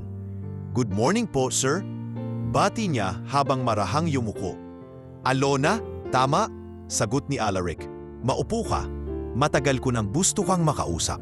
Tahimik na umupo si Alona. Wala siyang dalang rehearsed speech. Ang tanging bitbit niya ay ang katotohanang matagal nang gustong sumabog mula sa kanyang dibdib. Hindi ko po inasahan na makikita ko pa si Ellie, simula niya. At mas lalong hindi ko pong hinakala na kayo po ang ama niya. Tumango si Alaric. Ang kanyang mga mata ay nakatuon sa isang frame ng litrato sa mesa. Larawan nila ni Ellie noong sanggol pa ito. Marami rin akong hindi inakala, sagot niya. Hindi ko inasahan na isang simpleng waitress ang magagawa yung hindi ko nagawa sa 7 taon. Napalunok si Alona. Hindi niya alam kung dapat siyang humingi ng tawad o tumanggap ng pasasalamat. Pasensya na po kung lumapit ako kay Ellie noon sa birthday niya. Hindi ko po intensyon na. Hindi mo kailangang humingi ng tawad, putol ni Alaric. Kung tutuusin, dapat ako ang humingi ng tawad sa iyo. At higit sa lahat, sa anak ko. Tahimik na sandali ang namagitan sa kanilang dalawa. Ngunit sa katahimikang iyon, parang unti-unting nauurong ang dingding na matagal nang nakapaggitan sa kanila. Ang dingding ng pagkakaiba sa estado, sa pinanggalingan, sa pananaw. Alam mo ba, patuloy ni Alaric, matagal kong iniwasan si Ellie. Hindi dahil sa ayaw ko sa kanya, kundi dahil sa galit ko sa sarili. Galit ako na hindi ko nailigtas ang asawa ko. At sa mata ko noon, si Ellie ay paalala ng pagkawala niya. Hindi agad nakasagot si Alona. Sa halip tahimik siyang nakinig. Minsan ang pinakamahalagang tugon ay hindi ang salita, kundi ang presensyang handang makinig. Pero nang makita kitang sinasayaw siya, Alona, para akong binuhusan ng malamig na tubig. Naisip ko, paano mong nagawa yon? Wala kang alam sa amin. Hindi mo siya kilala. Pero tinrato mo siyang buo. Lumuha si Alona, marahang nagsalita. Kasi po, lumaki rin ako na pakiramdam ko, hindi ako buo. Iniwan kami ng tatay ko. Lumaki ako na lagi na lang umaasa. At kapag may nakikita akong batang parang si Ellie, yung parang tinataboy ng mundo, parang nararamdaman ko yung sakit niya. Tumango si Alaric. Kaya pala kayo nagtagpo, kasi pareho kayong may butas sa puso. Pero sa isang sayaw lang, nabuong muli. Maya-maya, iniabot ni Alaric ang isang sobre. May sulat ulit si Ellie. Siya mismo ang nagsabi na gusto kanyang maging kaibigan. Hindi lang minsan. Kung okay lang sa'yo, gusto ka sana naming imbitahan, hindi lang bilang bisita. Nagtaka si Alona. Po? Alona, gusto kitang kuning personal chef ni Ellie. Hindi para sa bonggang handaan. Para lang sa pang-araw-araw niyang pagkain. At higit doon, gusto ko sanang maging bahagi ka ng bahay namin. Bilang kaibigan niya. Bilang tao na nagpapasaya sa kanya. Hindi agad nakapagsalita si Alona. Hindi niya inakalang ang simpleng pagkilos ng puso noon ay magbubunga ng ganitong paanyaya. Hindi siya sigurado kung nararapat siya, ngunit sa puso niya may sagot na siyang hindi kayang kontrahin ng anumang takot. Hindi ko po alam kung kaya ko, ani niya. Pero kung makakatulong ako kay Ellie, kung mas mapapabuti siya dahil naroon ako, hindi ko po kayang tanggihan yon. Ngumiti si Alaric. Hindi itong ngiting mayabang. Isa itong ngiti ng isang ama na unang beses lang nakaramdam ng kapayapaan. Salamat, Alona, mula sa akin at mula sa anak ko. Sa labas ng gusali habang hinihintay niya ang jeep pauwi, huminga ng malalim si Alona. Sa kanyang bag ay bitbit niya na ang bagong liham ni Ellie at sa kanyang puso, dala niya ang panibagong pag-asa. Isang hakbang patungo sa buhay na hindi niya inaakalang magiging posible. Minsan, hindi mo kailangan ng malaking entablado para magsimula ang pagbabago. Minsan, sapat na isang sayaw, isang liham, at ang katotohanang may mga sugat sa puso na tanging kabutihan lang ang makagagamot. End of Part 12. Isang linggo matapos ang huling pag-uusap nina Alona at Alaric sa opisina ng Villaruel Foundation, isang van na may simpleng logo ng Villaruel Private Transport ang huminto sa tapat ng maliit na bahay nila sa Pasay.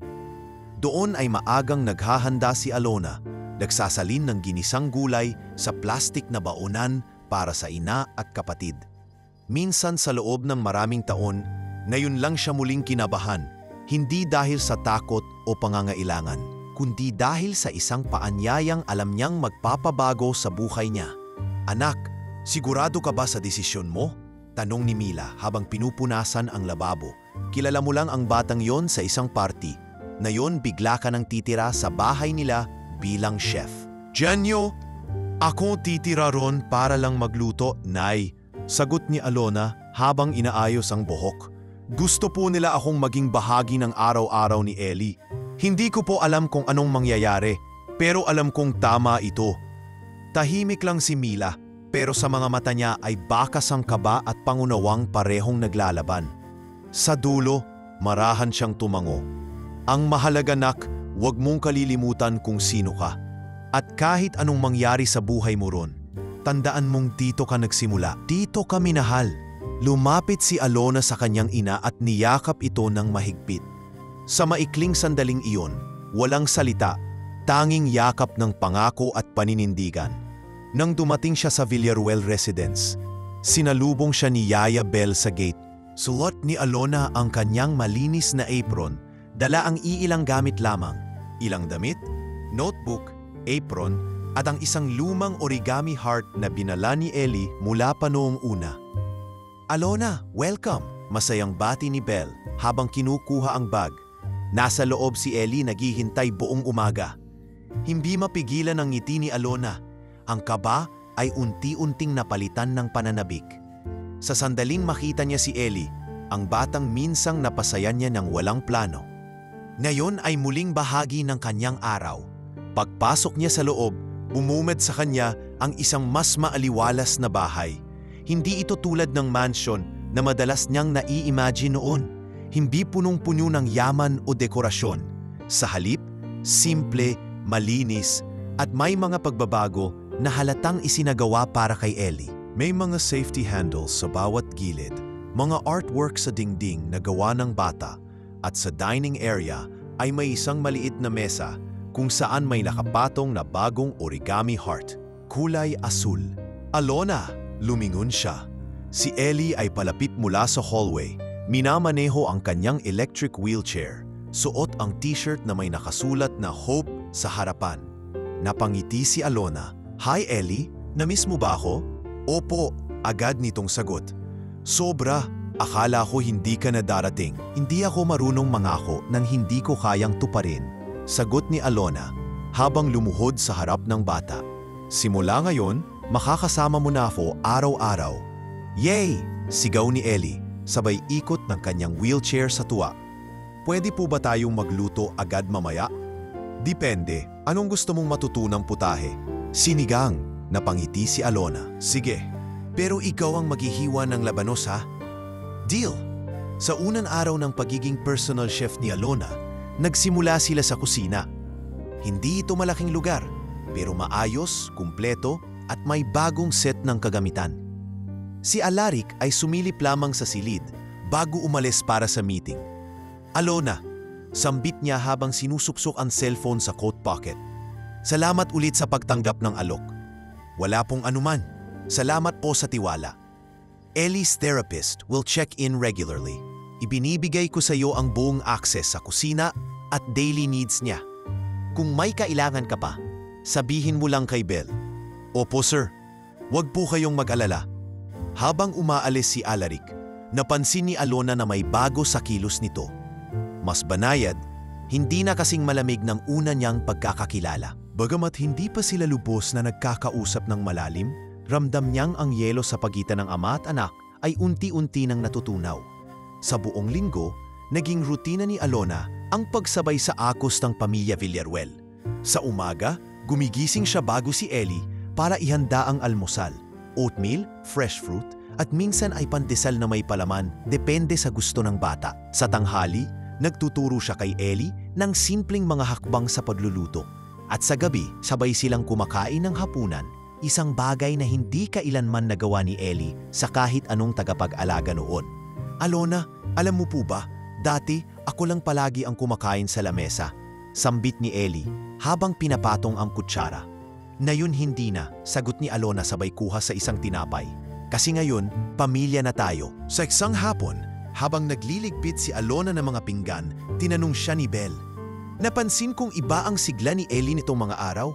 Hindi lang masaya, mas bukas, mas malapit sa mundo. Maraming salamat po, Yaya Belle. Pero sa totoo lang, ako rin po ang nababago. Matagal na akong sanay mag-isang lumaban, pero ngayong narito ako, parang may lugar din pala ako sa puso ng iba. Sa labas ng bahay, bumaba ang araw. Ang mga sinag nito ay dumaan sa mga bintana. Kumama sa kwarto ni Ellie kung saan naroon ang kanilang unang drawing na magkasama. Si Ellie at Alona nakahawak sa origami heart. At sa sandaling iyon, alam nilang pareho. Hindi na ito sandaling dumaan lang. Ito na ang simula ng isang panghabang buhay na koneksyon. Isang paanyayang hindi lang pinakinggan, kundi tinanggap ng buong buo. At sa bawat sandali ng pagtuturo, paghahanda at pagbabahagi ng simpleng buhay, natutunan nilang hindi sukatan ang kayamanan para maramdaman ang tunay na pamilya. End of Part 13. Makalipas ang isang buwan ng pananatili ni Alona sa bahay ng mga Villaruel, unti-unti na niyang tinanggap na isa na siyang bahagi ng tahanan. Hindi lang bilang tagapagluto o tagapag-alaga, kundi bilang isang presensya na nagbibigay kulay sa araw-araw ni Ellie. Ang dating bahay na tila malamig at tahimik ay unti-unting napuno ng tinig ng isang batang tumatawa at ng tinig ng isang babaeng matagal nang sanay sa katahimikan. Tuwing umaga, sabay na silang nagigising ni Ellie. Minsan ay si Ellie pa ang nauunang bimangon, gumugulong ang wheelchair papunta sa kusina at tatawagin siya. Ate Alona, gusto ko pong subukan yung pancake na may saging. O sige, pero ikaw ang tagahiwa ng saging, sagot niya habang sinusuot ang apron. Ngunit sa likod ng simpleng usapan at tawanan, may malalim na pagbabagong nagaganap. Si Ellie na dating mailap ay nagsimulang magsalita ng mas mahaba, magtanong ng mas madalas at magpahayag ng damdamin. At higit sa lahat, nagsimula siyang matutong tanggapin ang kanyang sarili. Isang hapon, habang nagpipainting sila sa veranda, nagtanong si Ellie, "Ate Alona, okay lang po bang hindi ako marunong tumakbo kahit kailan?" Hindi agad nakasagot si Alona. Tiningnan niya ang bata, ang maliliit nitong kamay na hawak ang brush, ang mga matang punong-puno ng pag-unawa. "Ellie," marahan niyang sagot, "may mga taong mabilis tumakbo, pero hindi alam kung saan papunta. Ikaw, kahit hindi ka makalakad, alam mo kung paano magmahal, paano makinig, paano ngumiti. At para sa akin, yon ang pinakamalaking hakbang." Tumahimik si Ellie, pero sa kanyang mga mata, may pagkapit sa bawat salitang binigkas ni Alona. Mula noon, hindi na niya muling tinanong kung bakit hindi siya kagaya ng iba. Ang mga araw ay naging mas magaan. Tuwing hapon, si Alona ay nagtuturo kay Ellie ng simpleng pagluluto, paghihiwa ng gulay, tamang sukat ng tubig sa kanin at kung paano gumawa ng sausawang may tamang asim. Pag maalat ang adobo, lagyan lang ng kaunting tubig na may asukal, paliwanag ni Alona habang pinipisil ang kalamansi. "Oh, akala ki po pampapait ang asukal." "Hindi, Ellie, tulad sa buhay. Kapag sumosobra sa alat ng problema, kailangan mong timplahan ng konting tamis." At si Ellie, natutong ngumiti kahit may kahulugan ng mga salita. Samantala, si Alaric Villaruel ay patuloy na tahimik na nanonood sa pagbabago ng anak niya. Hindi siya palakibo, pero sa bawat gabing nagkakasalubong sila sa hapunan, may mas malumanay na timpla ang kanyang boses. May kaunting inisyatiba sa pag-abot ng tubig o sa pagtulong kay Ellie sa kanyang gulong. "Pangarap kong makitang nakakatayo si Ellie," sambit ni Alaric isang gabi habang nagkakape silang dalawa ni Alona sa beranda. Tumingin si Alona sa kanya. "May iba pong paraan ng pagtayo, sir. At sa tingin ko, sa puso, nakatayo na po siya." Ngumiti si Alaric. "Sa totoo lang, matagal na akong hindi marunong makipag-usap. Pero dahil sa iyo, mas madali na akong lumapit sa anak ko. Hindi ko po yun magagawa kung hindi rin kayo nagsikap." Sagot ni Alona. "Pamilya kayo, ako lang po ay naging tulay." Ngunit sa puso niya, alam niyang hindi na siya basta tulay. Isa na siyang bahagi ng mismong pundasyon ng bagong bahay na ito. Sa isa pang linggo, nagpasiya si Ellie na gumawa ng sariling recipe para sa isang espesyal na araw, ang tinawag niyang family meal. Ito ay proyekto nilang dalawa ni Alona. Lumpiang may tuna, ginataang kalabasa na may mais, at minatamis na saging. "Gusto ko pong lutuin ito sa kaarawan ko," sambit niya habang nagsusulat ng recipe. "Sa birthday mo?" tanong ni Alona. "Ilang buwan pa yun ah?" "Alam ko po, pero gusto ko pong siguraduhin na tayo po ang magluluto." "Hindi na caterer, hindi na ibang tao. Bakit?" "Para po maramdaman ni Papa na pamilya kami." Sa simpleng pangungusap na iyon, napatingin si Alona kay Ellie. Sa wakas, hindi lang ang katawan ng bata ang gumagaling, pati ang kanyang puso ay bumabalik na sa pagkakabuo. Isang gabi, tinanong siya ni Belle habang naguhugas ng tasa, "Alona, sa totoo lang masaya ka ba rito?" Napatigil siya, tumingin sa bintana kung saan kita ang hardin at ang ilaw mula sa kwarto ni Ellie.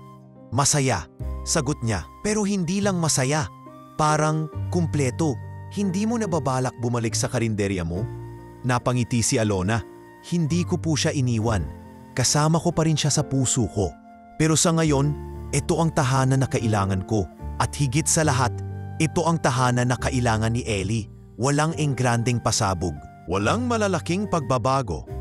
Ngunit sa bawat simpleng araw, sa bawat ulang lutong may halong pagtuturo, sa bawat tanong na sinasagot ng may pangunawa, unti-unting nabubuo ang isang tahanang hindi nakabatay sa laki o ganda ng bahay, kundi sa lalim ng koneksyon ng mga taong naroon.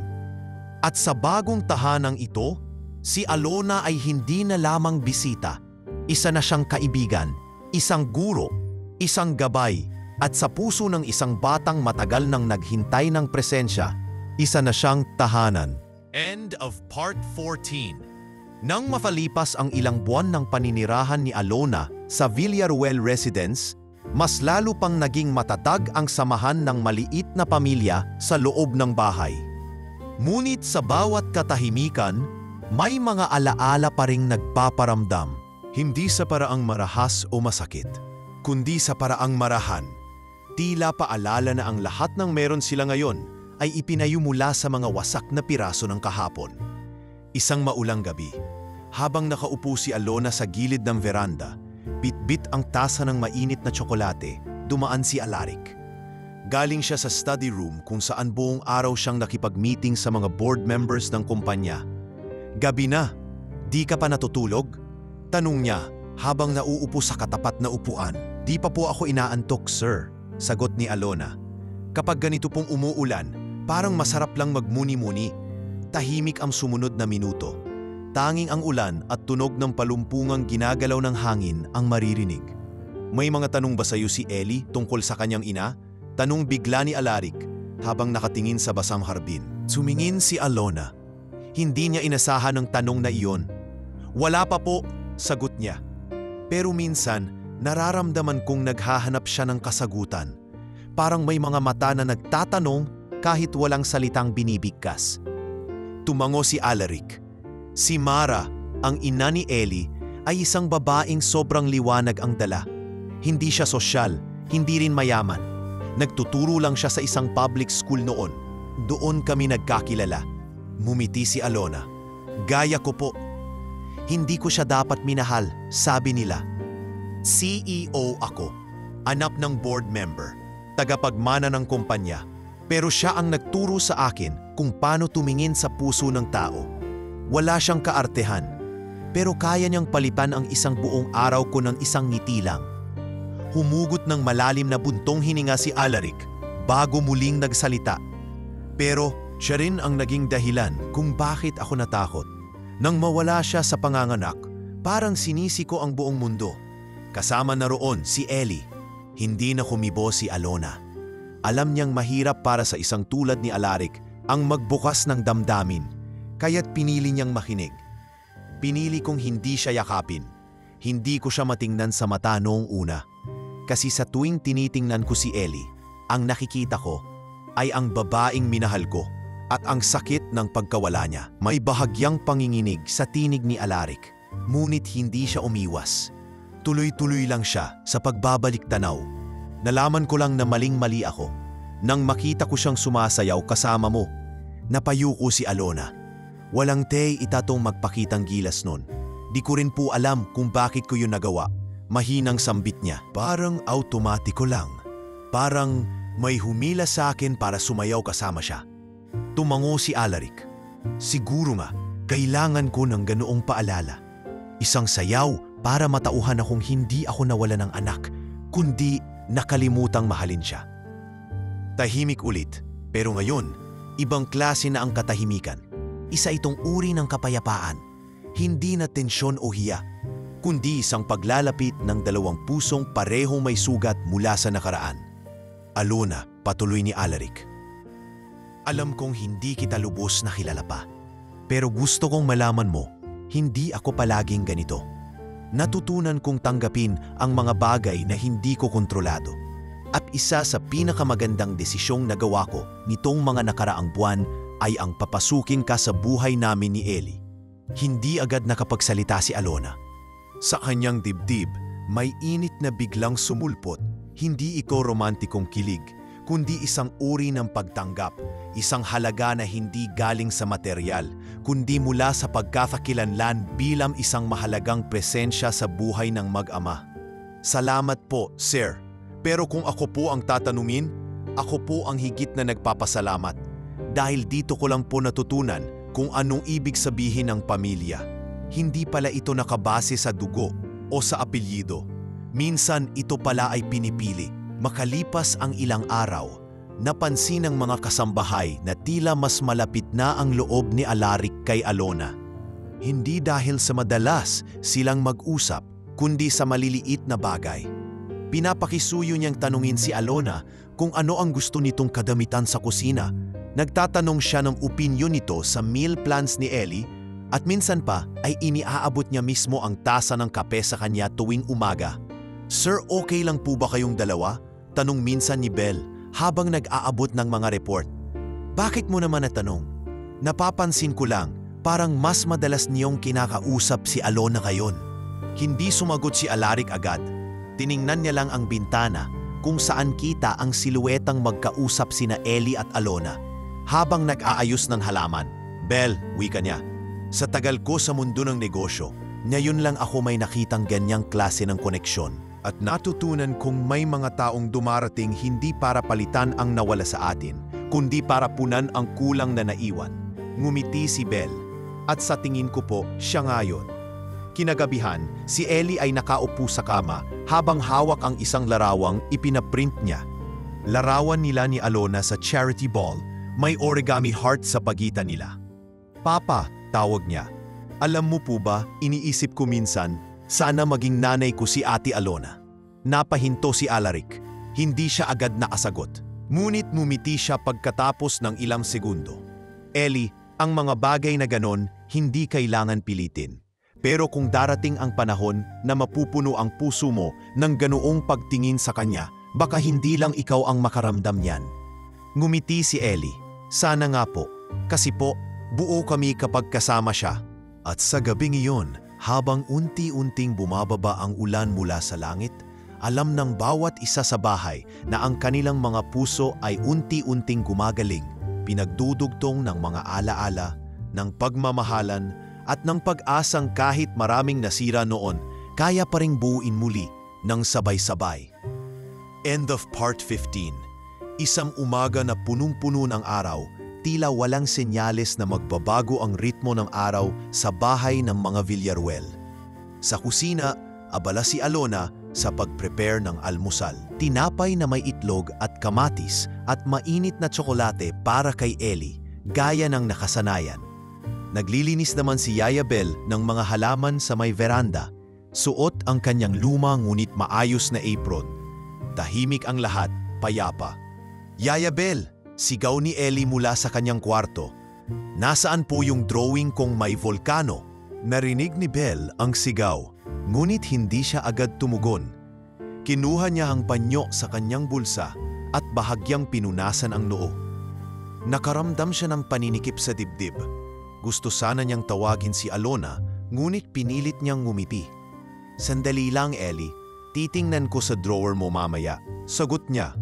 Pilit na pinapakalma ang sarili. Hindi ito ang unang beses na nakaramdam siya ng kakaiba. Ilang linggo na rin siyang nakakaramdam ng matinding pagod, kahit sa simpleng trabaho. Ngunit dahil ayaw niyang mag-abala, tinitiis niya lang. Pagkalipas ng ilang minuto, pumasok siya sa loob ng bahay. Tumungo siya sa kwarto ni Ellie at doon nagtagpo silang dalawa. "Yaya, okay lang po ba kayo?" tanong ng bata habang tinititigan ang kanyang mukha. "Oo naman, anak." Napagod lang siguro si Yaya sa kakapunas ng alikabok sa halaman. Ngunit hindi kumbinsido si Ellie. Hinawakan niya ang kamay ni Belle. Malamig ito. "Baka po dapat magpahinga kayo." Lumapit si Alona mula sa likuran. "Tama si Ellie. Kumain po muna kayo, Yaya. Ako na po bahala dito sa kwarto." Napilitan ng umupo si Belle sa maliit na sopa sa sala.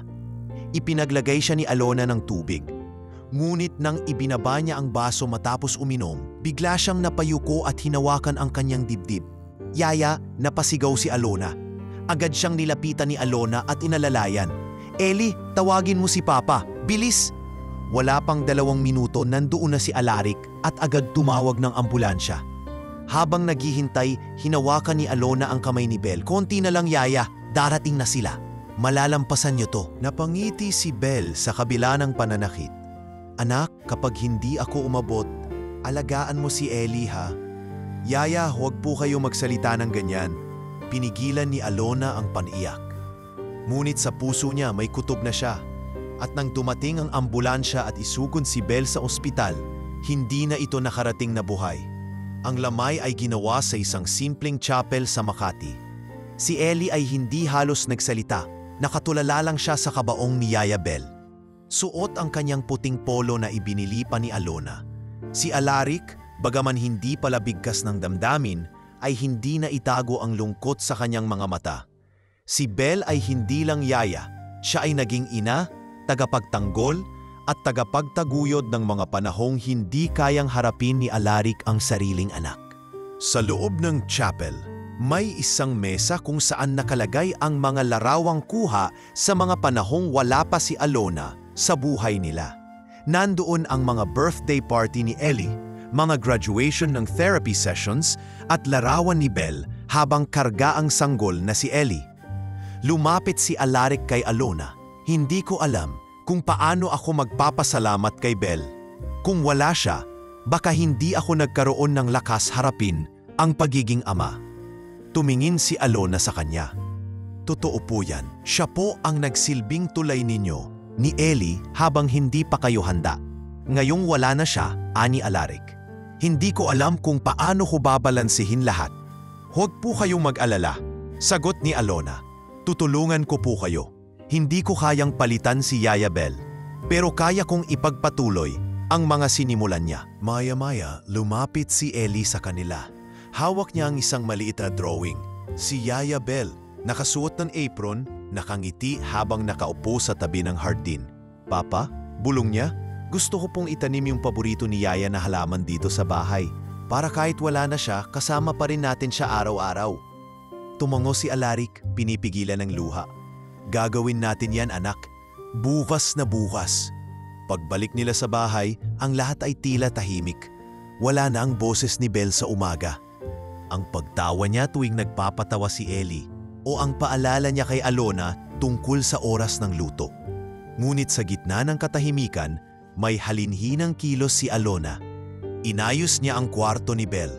Nilinisan ito, iniwan ang paborito nitong unan at isinabit ang lumang apron sa gilid ng pinto. Paglabas niya, nandoon si Ellie sa hardin kasama si Alaric. May hawak silang paso. Tinatanim nila ang maliit na plantang fortune plant na paborito ni Bell. Alam mo anak, ani Alaric, sabi ni Yaya Bell, basta may halaman sa bahay, hindi mawawala ang biyaya. Kahit wala na siya, may biyaya pa rin po ba? Tanong ni Ellie. Ngumiti si Alaric. Oo, kasi ang mga taong mahal natin, kahit mawala, iniiwan nila ang parte ng sarili nila sa puso natin. At yon ang tunay na biyaya. Lumapit si Alona at sabay nilang tinapos ang pagtatanim. Isang maliit na batong may ukit na pangalan ni Bell ang kanilang inilagay sa tabi ng paso. Para sa iyo, Yaya, sabay nilang sinabi. Sa loob ng bahay, kahit wala na ang taong unang nag-alaga kay Ellie, hindi nawala ang init ng pagmamahal. Ang pagkawala ni Bell ay sugat, oo, ngunit ito rin ay paalala na ang mga taong nagmamahal ng totoo ay hindi talaga nawawala. Nagiging ugat sila ng mga haliging sumusuporta sa mga bagong uusbong na kwento. At sa mga araw na darating, sa bawat pagkain na ihahanda ni Alona, sa bawat halakhak ni Ellie, at sa bawat sandaling dumarating ang lungkot, mananatiling buhay si Bell. Sa alaala, sa pagmamahalan, at sa bawat pusong tinuruan niyang magmahal. Makalipas ang 3 buwan mula nang pumanaw si Yaya Bell, unti-unti nang bumalik sa ayos ang buhay sa bahay ng mga Villaruel. Hindi na gaya ng dati ang galaw ng bawat araw. Mas tahimik ang umaga, mas malalim ang mga gabi. Pero sa kabila ng kawalan, natutong mag-adjust ang bawat isa. Si Ellie, bagaman may mga araw pa rin na tahimik lamang at tila malayo ang isip, ay mas naging matatag. Napalitan ng lakas ng loob ang kanyang pangungulila. At si Alaric, na noon ay palaging abala sa negosyo at bihirang magpakita ng emosyon, ay naging mas malapit sa anak. Siya mismo ang nagkukwento sa gabi, nagbabasa ng libro tuwing weekends at nagsisimba kasama si Ellie tuwing linggo. Si Alona naman, higit pa sa inaasahan ang naging papel sa pamilya. Hindi na lang siya ang nagluluto. Siya na rin ang katuwang ni Alaric sa mga personal na desisyon para kay Ellie. Sa therapy, sa paaralan, maging sa mga simpleng bagay tulad ng pagpili ng bagong kortina sa kwarto ng bata. Lumalalim na ang kanyang ugat sa bahay at unti-unti pati ang puso niya ay natutong manirahan doon. Isang umaga, habang nag-aalmusal sila sa veranda, may sinabi si Ellie na ikinagulat ni Alona at Alaric. Papa, Ate Alona, gusto ko pong ipasok sa school yung gawa kong kwento, yung tungkol sa sayaw natin. Napatingin si Alaric. Anong kwento yon, anak? Yung ginawa ko po nung isang gabi, yung sinulat ko, tungkol po kay Ate Alona na sinayaw ako sa party. Sabi kasi ng teacher namin, pwede raw kaming magsulat ng kwento na may totoo sa puso namin. Napangiti si Alona pero hindi niya napigilang mapaluha. Bakit ka umiiyak, ate? Tanong ni Ellie, bahagyang nag-aalala. Hindi to luha ng lungkot, Ellie. Masaya ako kasi yun ang unang pagkakataon na may nagsabi na importante ako sa isang kwento. Tumingin si Alaric sa kanya. At hindi lang basta importante. Ikaw ang nagbago ng takbo ng istorya namin. Kinabukasan, habang naghahanda si Alaric para sa isang event ng foundation, tinawag niya si Alona sa study room. Nandoon ang ilang papeles sa mesa, pati na ang isang envelope na may logo ng isang culinary school. May gusto sana akong pag-usapan sa iyo, bungad ni Alaric. Matagal ko nang pinag-iisipan to. Po, tanong ni Alona, bahagyang kinakabahan. Alam ko na maraming taon kang nagtaguyod sa pamilya mo, sa sarili mo, at dito sa amin. Pero kung ako ang tatanungin, sa dami ng talento mo, sayang kung hanggang dito ka lang sa bahay. Hindi agad nakapagsalita si Alona. May scholarship program ang Villaruel Foundation para sa mga exceptional workers ng kumpanya o sinusuportahan ng pamilya. Matagal na itong inactive. Pero gusto ko itong buhayin ulit at gusto ko ikaw ang unang makakuha. Dahan-dahan iniabot ni Alaric ang envelope. Binuksan ito ni Alona at doon niya nakita ang application form ng isang kilalang culinary academy. Hindi po ako sigurado kung karapat-dapat ako, bulong ni Alona, halos hindi tumitingin. Kung hindi ikaw, sino pa? Sagot ni Alaric. Alona, nakikita ko kung paano mo ginagabayan si Ellie, kung gaano mo iniintindi ang bawat putahe, hindi lang dahil masarap, kundi dahil may kwento ang bawat pagkain. Yan ang kulang sa mundo ngayon. Mga taong nagluluto hindi lang gamit ang kamay, kundi gamit ang puso. Paano po si Ellie? Alam ko ang unang iisipin mo ay iiwan mo siya, pero hindi mo kailangan umalis. Weekend classes lang ito at dito rin sa Maynila. Kaya mong pagsabayin? Tahimik si Alona, pero sa dibdib niya may bumubukal na damdaming matagal nang natutulog, ang sariling pangarap. Sa gitna ng kanyang mga pagtitiis, hindi niya inakalang may espasyo pa para sa sariling hinahangad. Papayag lang po ako, wika niya, kung si Ellie ang unang magsasabi na okay lang sa kanya. Kinagabihan, habang pinapaliguan ni Alaric si Ellie, ikinuwento nila ang plano. Ellie, simula ng ama, may magandang oportunidad para kay Ate Alona. Gusto mo ba siyang makita sa isang malaking kusina? May sariling restaurant balang araw. Gusto ko po. Ate, magiging chef ka na sa TV? Hindi ko alam kung sa TV, pero kung makakapag-aral ako, mas marami pa akong matututuhan. Okay lang po sa akin, ate. Basta po uuwi ka parate at sabay pa rin tayong kumain. Napangiti si Alona. Sabay yakap sa bata. Hindi kita iiwan, Ellie. Kahit anong mangyari, ikaw ang tahanan ko. Paglipas ng ilang linggo, nagsimula na ang klase ni Alona tuwing Sabado at Linggo. Sa tuwing may bagong recipe silang pinag-aaralan, tinuturo niya ito kay Ellie. At sa bawat oras na ginugugol niya sa eskwelahan, mas lumalalim ang kanyang pag-unawa sa sarili. Hindi naging madali. May mga pagkakataong napagod siya o nawala ng tiwala sa sarili. Ngunit sa tuwing nakakaramdam siya ng pagdududa, tinitingnan niya ang larawan nila ni Ellie. Isang paalala na kaya siya nagsimula ay para sa mga taong naniwala sa kanya nung wala pa siyang tiwala sa sarili. Sa bahay, mas naging matatag ang ugnayan nilang tatlo, si Ellie, si Alaric at si Alona. Hindi man nila binibigkas, ngunit unti-unting umuusbong ang isang hindi mapapangalanang koneksyon sa pagitan ni Alaric at Alona.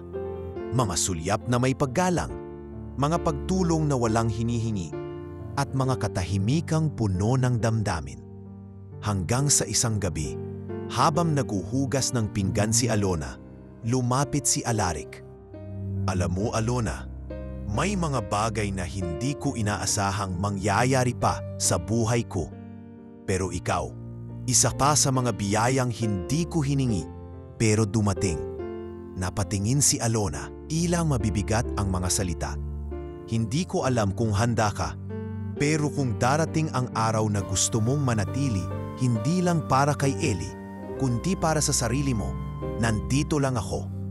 Hindi sumagot si Alona, pero sa kanyang puso, alam niyang ang tanong ay hindi para sagutin ng salita, kundi ng panahon. At habang lumilipas ang bawat araw sa pagitan ng halakhakan, ng simpleng hapunan, ng tahimik na gabi, isang bagong yugto ang unti-unting binubuo.